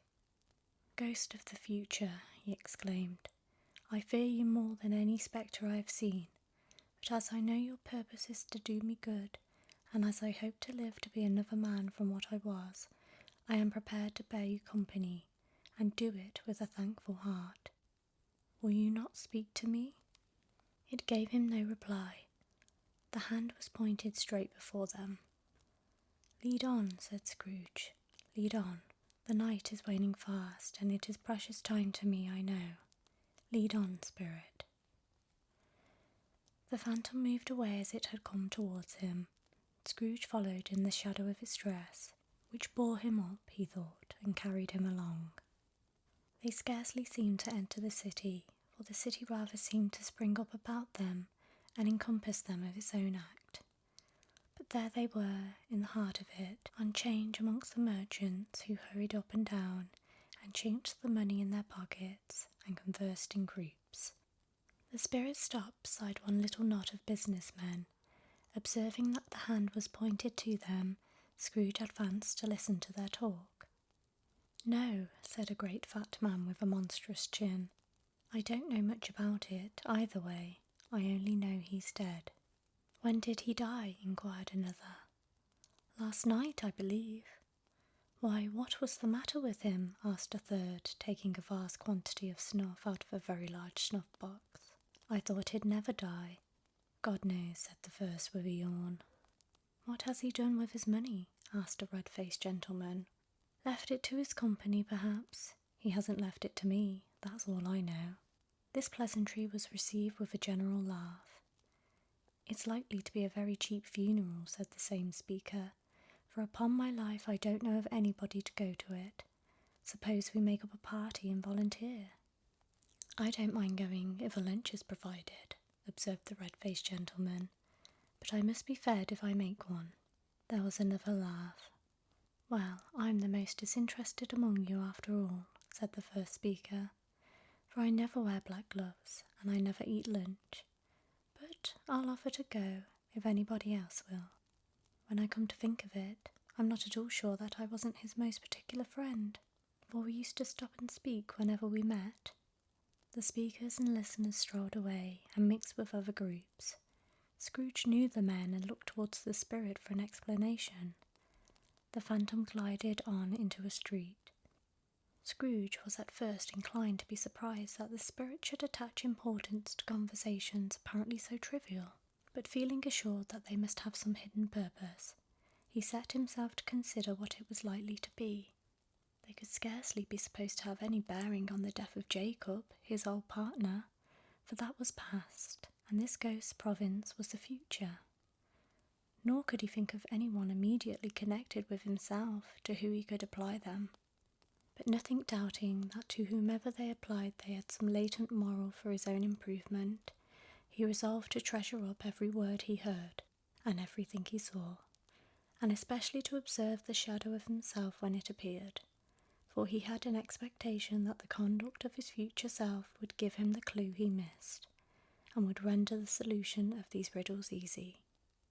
He looked about in that very place for his own image, but another man stood in his accustomed corner, and though the clock pointed to his usual time of day for being there, he saw no likeness of himself among the multitudes that poured in through the porch. It gave him little surprise, however, for he had been revolving in his mind of change of life, and thought and hoped he saw his newborn resolutions carried out in this. Quiet and dark beside him stood the phantom, with his outstretched hand. They left the busy scene and went into an obscure part of the town, where Scrooge had never penetrated before. The ways were foul and narrow, the shops and houses wretched, the people half naked and drunken. Alleys and archways, like so many cesspools, disgorged their offences of smell and dirt and life upon the staggering streets, and the whole quarter reeked with crime, with filth and misery. Far in this den of infamous resort there was a low-browed, beetling shop below a penthouse roof where iron, old rags, bottles, bones, and greasy offal were bought. Upon the floor within were piled up heaps of rusty keys, nails, chains, hinges, and files.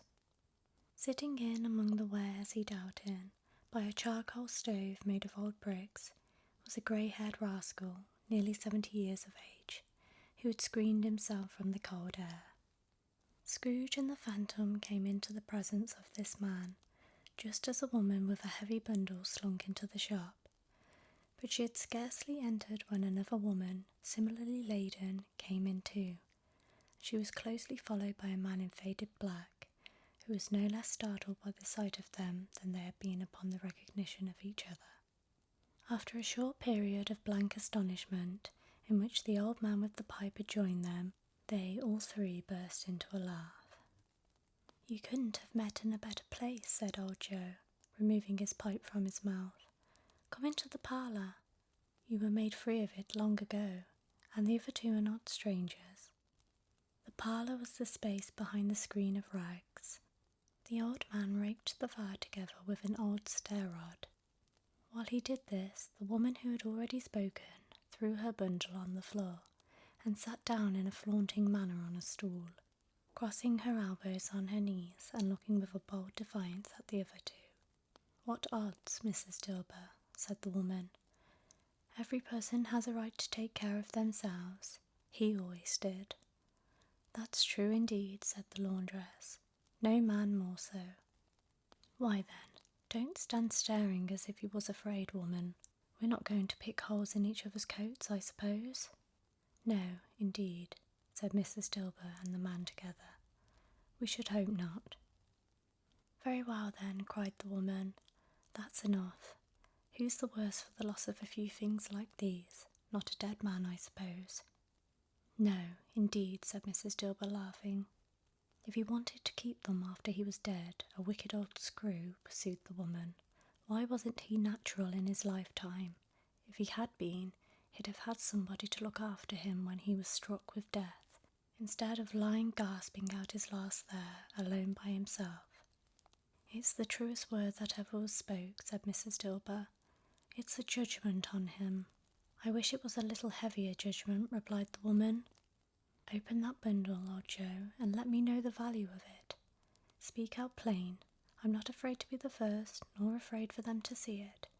We knew pretty well that we were helping ourselves before we met here." But the gallantry of her friends would not allow of this, and the man in faded black, mounting the breach first, produced his plunder.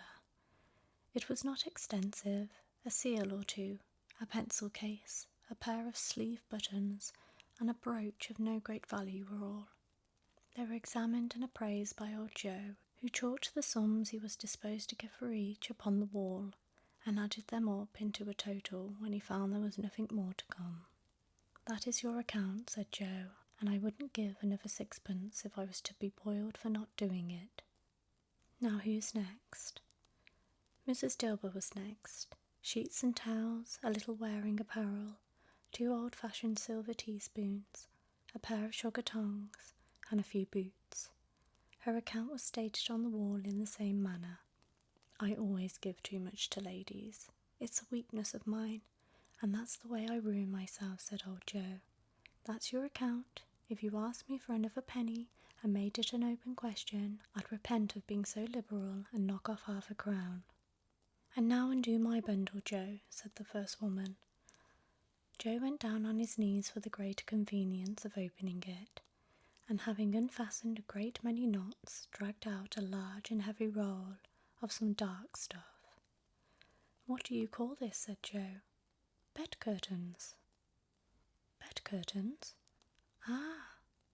"Aye," returned the woman, laughing and leaning forward on her crossed arms. "Bed curtains." "You don't mean to say you took them down, ring and all, with him lying there?" said Joe. "Yes, I do," replied the woman. "Why not?" "You were born to make your fortune," said Joe, "and you'll certainly do it." "I certainly shan't hold my hand when I can get anything in it by reaching it out, for the sake of such a man as he was. I promise you that, Joe," returned the woman coolly. "I hope he didn't die of anything catching," said old Joe, stopping in his work and looking up. "Don't you be afraid of that," returned the woman. "I ain't so fond of his company that I'd loiter about him for such things if he had. You may look through that shirt till your eyes ache, but you won't find a hole in it, nor a threadbare place. It's the best he had, and a fine one too. They'd have wasted it if it hadn't been for me." Scrooge listened to this dialogue in horror, as they sat grouped about their spoil, in the scanty light afforded by the old man's lamp. He viewed them with disgust, which could hardly have been greater though they had been obscene demons marketing the corpse itself. "This is the end of it, you see. He frightened everyone away from him when he was alive, to profit us when he was dead." "Spirit," said Scrooge, shuddering from head to toe. I see. The case of this unhappy man might be my own." He recoiled in terror, for the scene had changed, and now he almost touched a bed, a bare and curtained bed, on which beneath a ragged sheet there lay a something covered up, which, though it was dumb, announced itself in awful language. The room was very dark, too dark to be observed with any accuracy, though Scrooge glanced round it in obedience to a secret impulse, anxious to know what kind of room it was. A pale light rising in the outer air fell straight upon the bed, and on it, plundered and bereft, unwatched, unwept, uncared for, was the body of this man. Scrooge glanced towards the phantom. Its steady hand was pointed to the head. The cover was carelessly adjusted that the slightest raising of it, the motion of a finger upon Scrooge's part, would have disclosed the face. He thought of it, felt how easy it would be to do so, and longed to do it, but had no more power to withdraw the veil than to dismiss the spectre at his side. "O cold, cold, rigid, dreadful death, set up thine altar here, and dress it with such terrors as thou hast at thy command, for this is thy dominion. It is not that the hand is heavy and will fall down when released. It is not that the heart and pulse are still, but that the hand was open, generous and true, the heart brave, warm and tender, and the pulse a man's.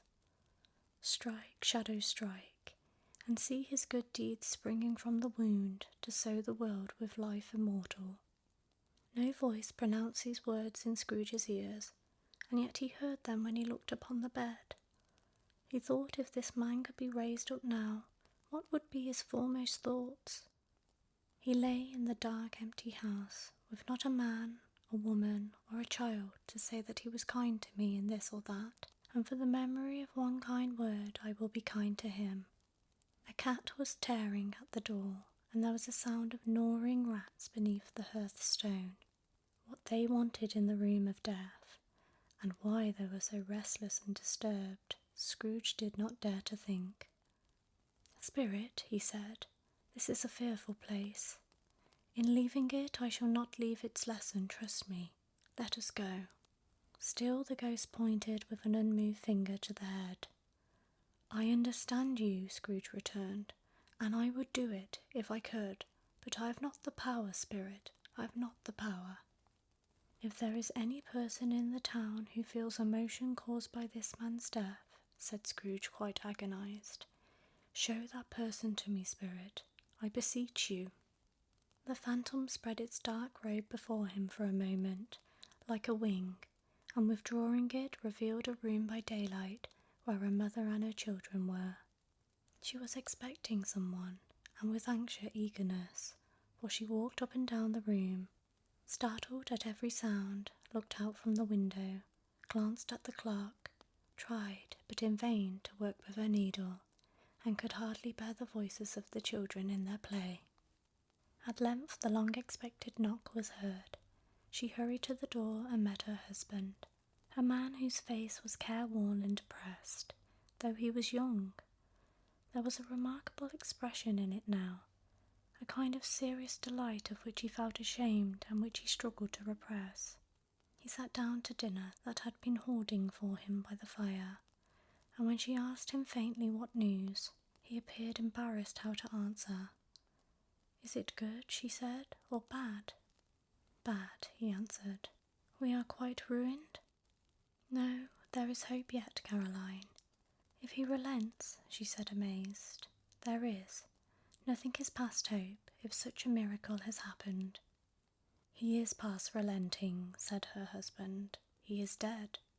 She was a mild and patient creature if her face spoke truth, but she was thankful in her soul to hear it, and she said so, with clasped hands. She prayed forgiveness the next moment and was sorry, but the first was the emotion of her heart.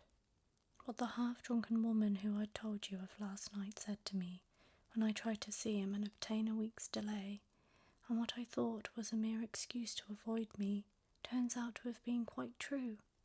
He was not only very ill, but dying then. To whom will our debt be transferred? I do not know, but before that time we shall be ready with the money, and even though we were not, it would be a bad fortune indeed to find some merciless creditor in his successor. We may sleep tonight with light hearts, Caroline. Yes, soften it as they would, their hearts were lighter. The children's faces, hushed and clustered round to hear what they so little understood, were brighter, and it was a happier house for this man's death. The only emotion that the ghost could show him, caused by the event, was one of pleasure. "Let me see some tenderness connected with a death," said Scrooge. The ghost conducted him through several streets familiar to his feet, and as they went along, Scrooge looked here and there to find himself, but nowhere was he to be seen. They entered poor Bob Cratchit's house, the dwelling he had visited before, and found the mother and the children seated round the fire. Quiet, very quiet. The noisy little Cratchits were as still as statues in one corner, and sat looking up at Peter, who had a book before him. The mother and her daughters were engaged in sewing, but surely they were very quiet. And he took a child and set him in the midst of them. Where had Scrooge heard those words? He had not dreamed them. The boy must have read them out as he and the spirit crossed the threshold. Why did he not go on? The mother laid her work upon the table and put her hand up to her face. "The colour hurts my eyes," she said. "The colour? Ah, poor Tiny Tim. They're better now again," said Cratchit's wife. "It makes them weak by candlelight, and I wouldn't show weak eyes to your father when he comes home for the world. It must be near his time." "Past it rather," Peter answered, shutting up his book. "But but I think he has walked a little slower than usual these last few evenings, Mother." They were very quiet again. At last she said, and in a steady, cheerful voice that only faltered once, "I have known him walk with Tiny Tim upon his shoulder very fast indeed." "And so have I," cried Peter. "And so have I," exclaimed another. So had all. "But he was very light to carry," she resumed, intent upon her work. "And his father loved him so that it was no trouble, no trouble. And there is your father at the door." She hurried out to meet him, and little Bob in his comforter. He had need of it. His tea was ready for him on the hob, and they all tried who should help him to it the most. Then the two young Cratchits got upon his knees and laid, each child a little cheek against his face, as if they said, "Don't mind it, father, don't be grieved." "Spectre," said Scrooge, "something informs me that our parting moment is at hand. I know it, but I know not how. Tell me what man that was whom we saw lying dead." The ghost of Christmas yet to come conveyed him, as before, though at a different time.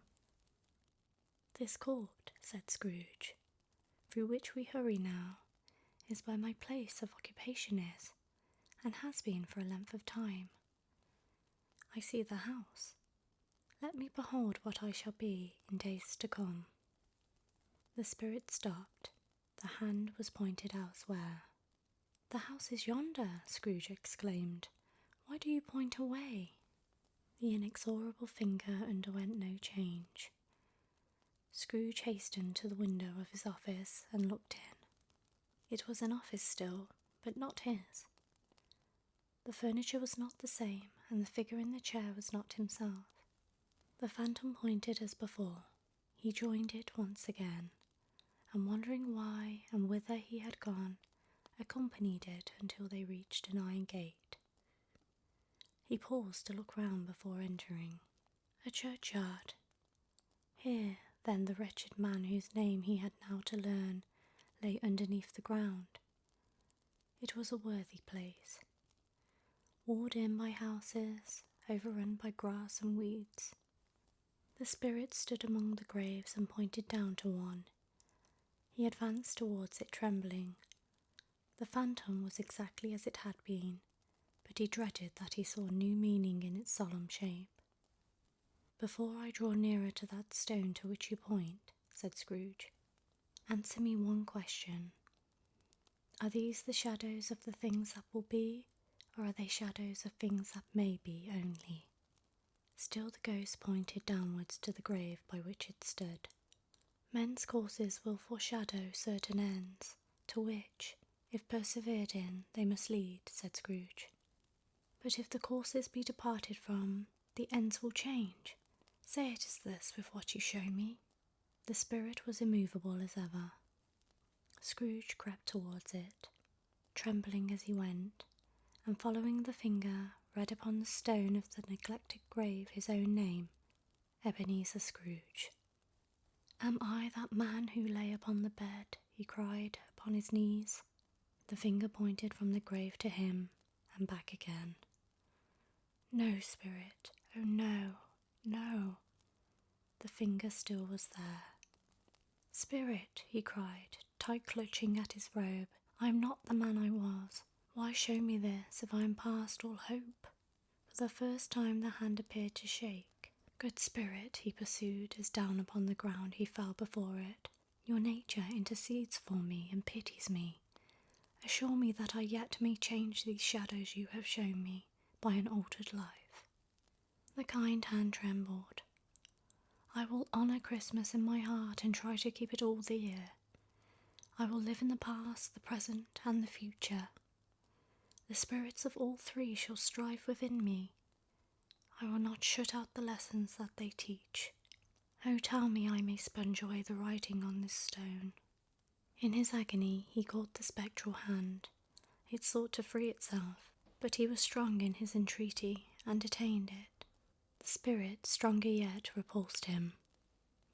Holding up his hands in a last prayer to have his fate reversed, he saw an alteration in the phantom's hurden dress.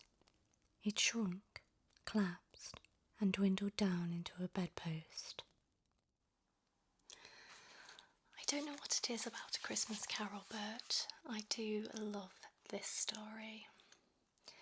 There's only one chapter left. Shall we just take a moment and have a sip of our drinks before we move on to the final chapter?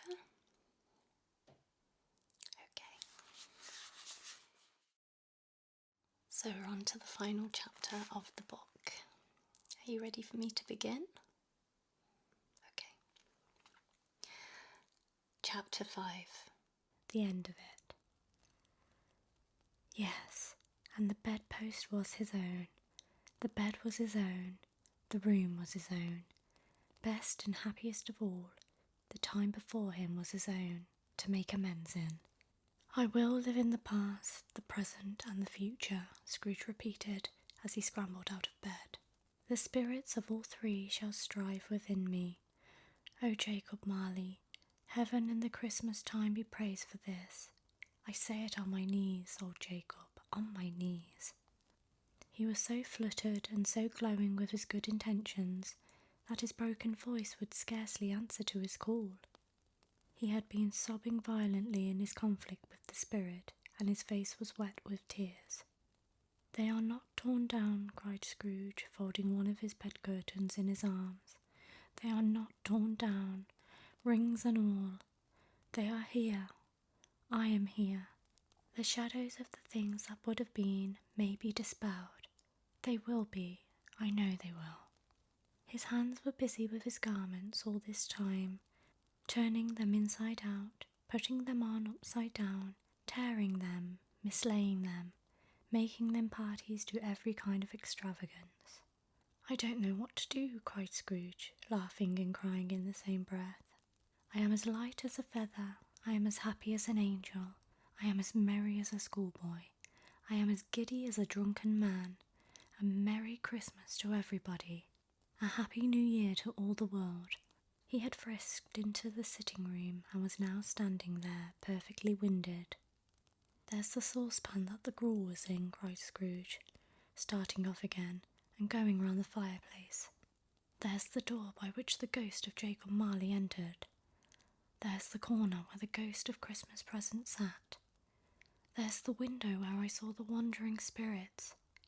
It's all right, it's all true, it all happened. I don't know what day of the month it is, said Scrooge.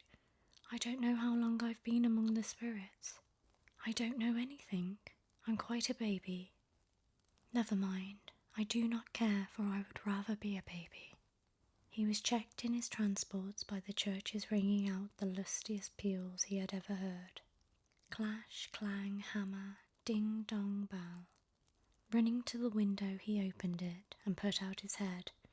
No fog, no mist, just clear, bright, jovial stirring, cold, cold piping for the blood to dance to, golden sunlight, heavenly sky, sweet fresh air, merry bells. Oh, how glorious! What is today? Cried Scrooge, calling downward to a boy in Sunday clothes, who perhaps had loitered in to look about him. What? Returned the boy, with all his might of wonder. What's today, my fine fellow? Said Scrooge. Today? Replied the boy. Why, it's Christmas Day. It's Christmas Day, said Scrooge to himself. I haven't missed it. The spirits have done it all in one night. They can do anything they like. Of course they can. Of course they can. Hello to you, my fine fellow. Hello, returned the boy. Do you know the poulterers in the next street but one at the corner? Scrooge inquired. I should hope I did, replied the lad. An intelligent boy, said Scrooge, a remarkable boy. Do you know whether they've sold the prize turkey that was hanging up there? What, the one as big as me? Returned the boy. What a delightful boy, said Scrooge. It's a pleasure to talk to him. Yes, my buck. It's hanging there now, replied the boy. Is it? Said Scrooge. Go and buy it. Excuse me, exclaimed the boy. Go and buy it, said Scrooge, and tell them to bring it here, so that I may give them the direction where to take it. Come back with the man, and I'll give you a shilling. Come back with him in less than 5 minutes, and I'll give you half a crown. The boy was off like a shot. "I'll send it to Bob Cratchit's," whispered Scrooge, rubbing his hands and splitting with a laugh. "He shan't know who sends it. It's twice the size of Tiny Tim." The hand in which he wrote the address was not a steady one, but write it he did somehow, and went downstairs to open the street door, ready for the coming of the poulterer's man. As he stood there waiting his arrival, the knocker caught his eye. "I shall love it as long as I live," cried Scrooge, patting it with his hand. "I scarcely ever looked at it before. What an honest expression it has in its face. Here is the turkey. How are you? Merry Christmas." And a turkey it was. He never could have stood upon his legs, that bird. He would have snapped them short off in a minute, like sticks of sealing wax. "Why, it's impossible to carry that to Camden Town," said Scrooge. "You must have a cab." The chuckle with which he said this, and the chuckle with which he paid for the turkey, and the chuckle with which he paid for the cab, and the chuckle with which he recompensed the boy, were only to be exceeded by the chuckle with which he sat down breathless in his chair again, and chuckled till he cried. Shaving was not an easy task, for his hand continued to shake very much, and shaving requires attention, even when you don't dance while you are at it. But if he had cut the end of his nose off, he would have put a piece of sticking plaster over it, and been quite satisfied. He dressed himself all in his best, and at last got out into the streets. The people were by this time pouring forth, as he had seen them with the ghost of Christmas present, and walking with his hands behind him, Scrooge regarded everyone with a delighted smile. He looked so irresistibly pleasant, in a word, that 3 or 4 good-humoured fellows said, "Good morning, sir." "A Merry Christmas to you." He had not gone far when, coming on towards him, he beheld the portly gentleman who had walked into his counting-house the day before, and said Scrooge and Marley's, I believe. It sent a pang across his heart to think how this old gentleman would look upon him when they met, but he knew what path lay straight before him, and he took it. "My dear sir," said Scrooge, quickening his pace, and taking the old gentleman by both his hands, "how do you do? I hope you succeeded yesterday. It was very kind of you, and Merry Christmas to you, sir." "Mr. Scrooge?"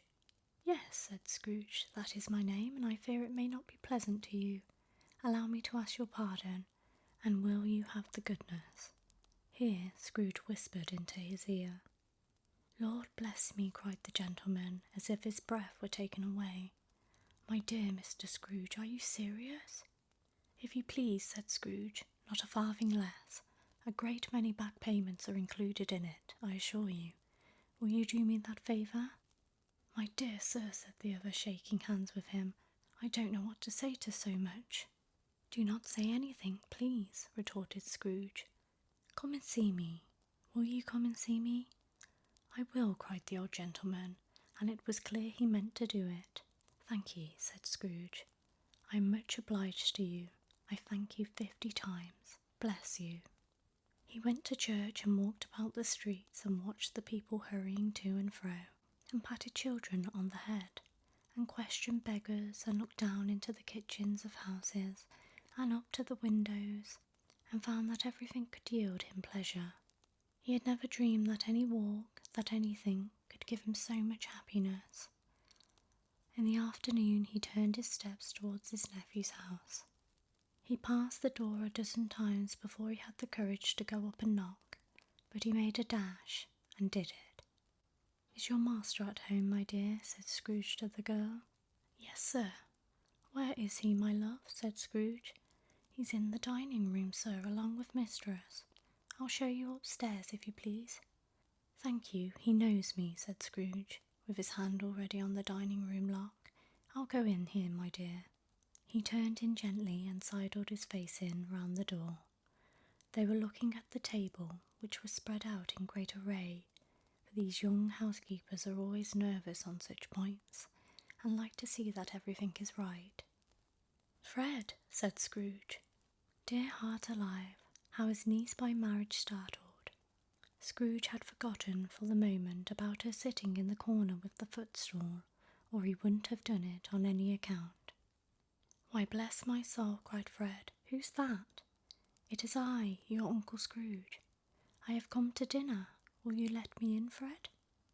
Let him in? It is a mercy he didn't shake his arm off. He was at home in 5 minutes. Nothing could be heartier. His niece looked just the same. So did Topper when he came. So did the plump sister when she came. So did everyone when they came. Such a wonderful party, wonderful games, wonderful happiness. But he was early at the office next morning. If he could only be there first and catch Bob Cratchit coming late, that was the thing he had set his heart upon. And he did it. Yes, he did. The clock struck 9. No Bob. 1/4 past. No Bob.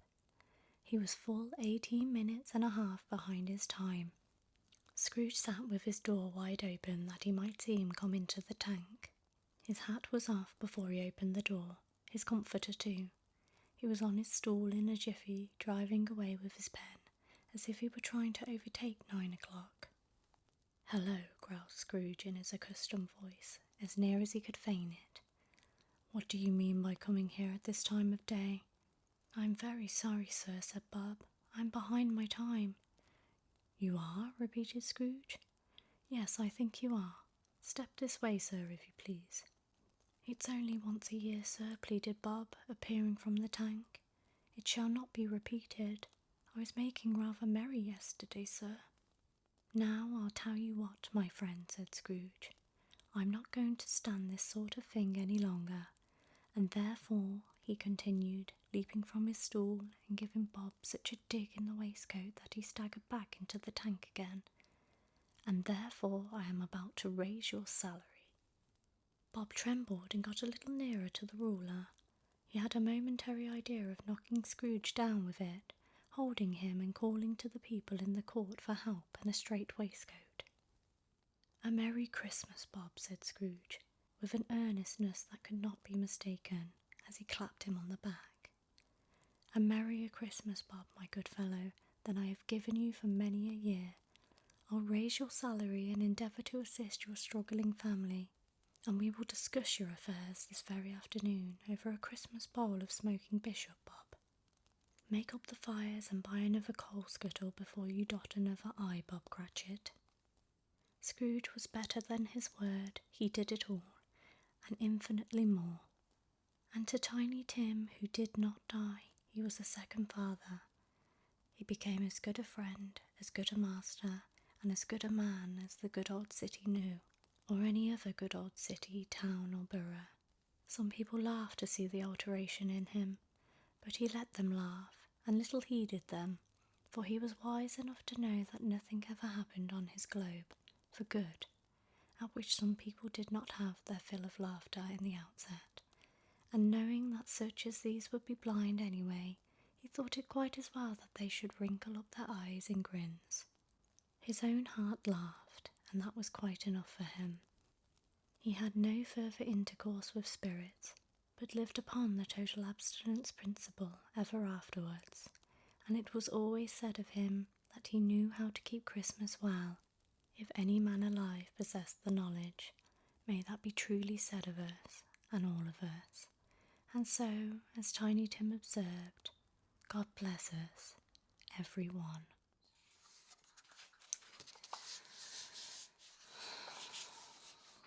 Well, that was just a brilliant book to read so close to Christmas, wasn't it? I hope that you enjoyed it. Oh, that's good. And I just wanted to say a big thank you for all of your support over this year and for the past 3 years since I have been on YouTube. I honestly can't tell you how much I appreciate each and every one of you, and I love you all so much. And thank you for allowing me to try and help you with your sleep, anxieties, stress, or anything you may be going through. But honestly, thank you so much. Have a lovely Christmas and a happy New Year. Bye.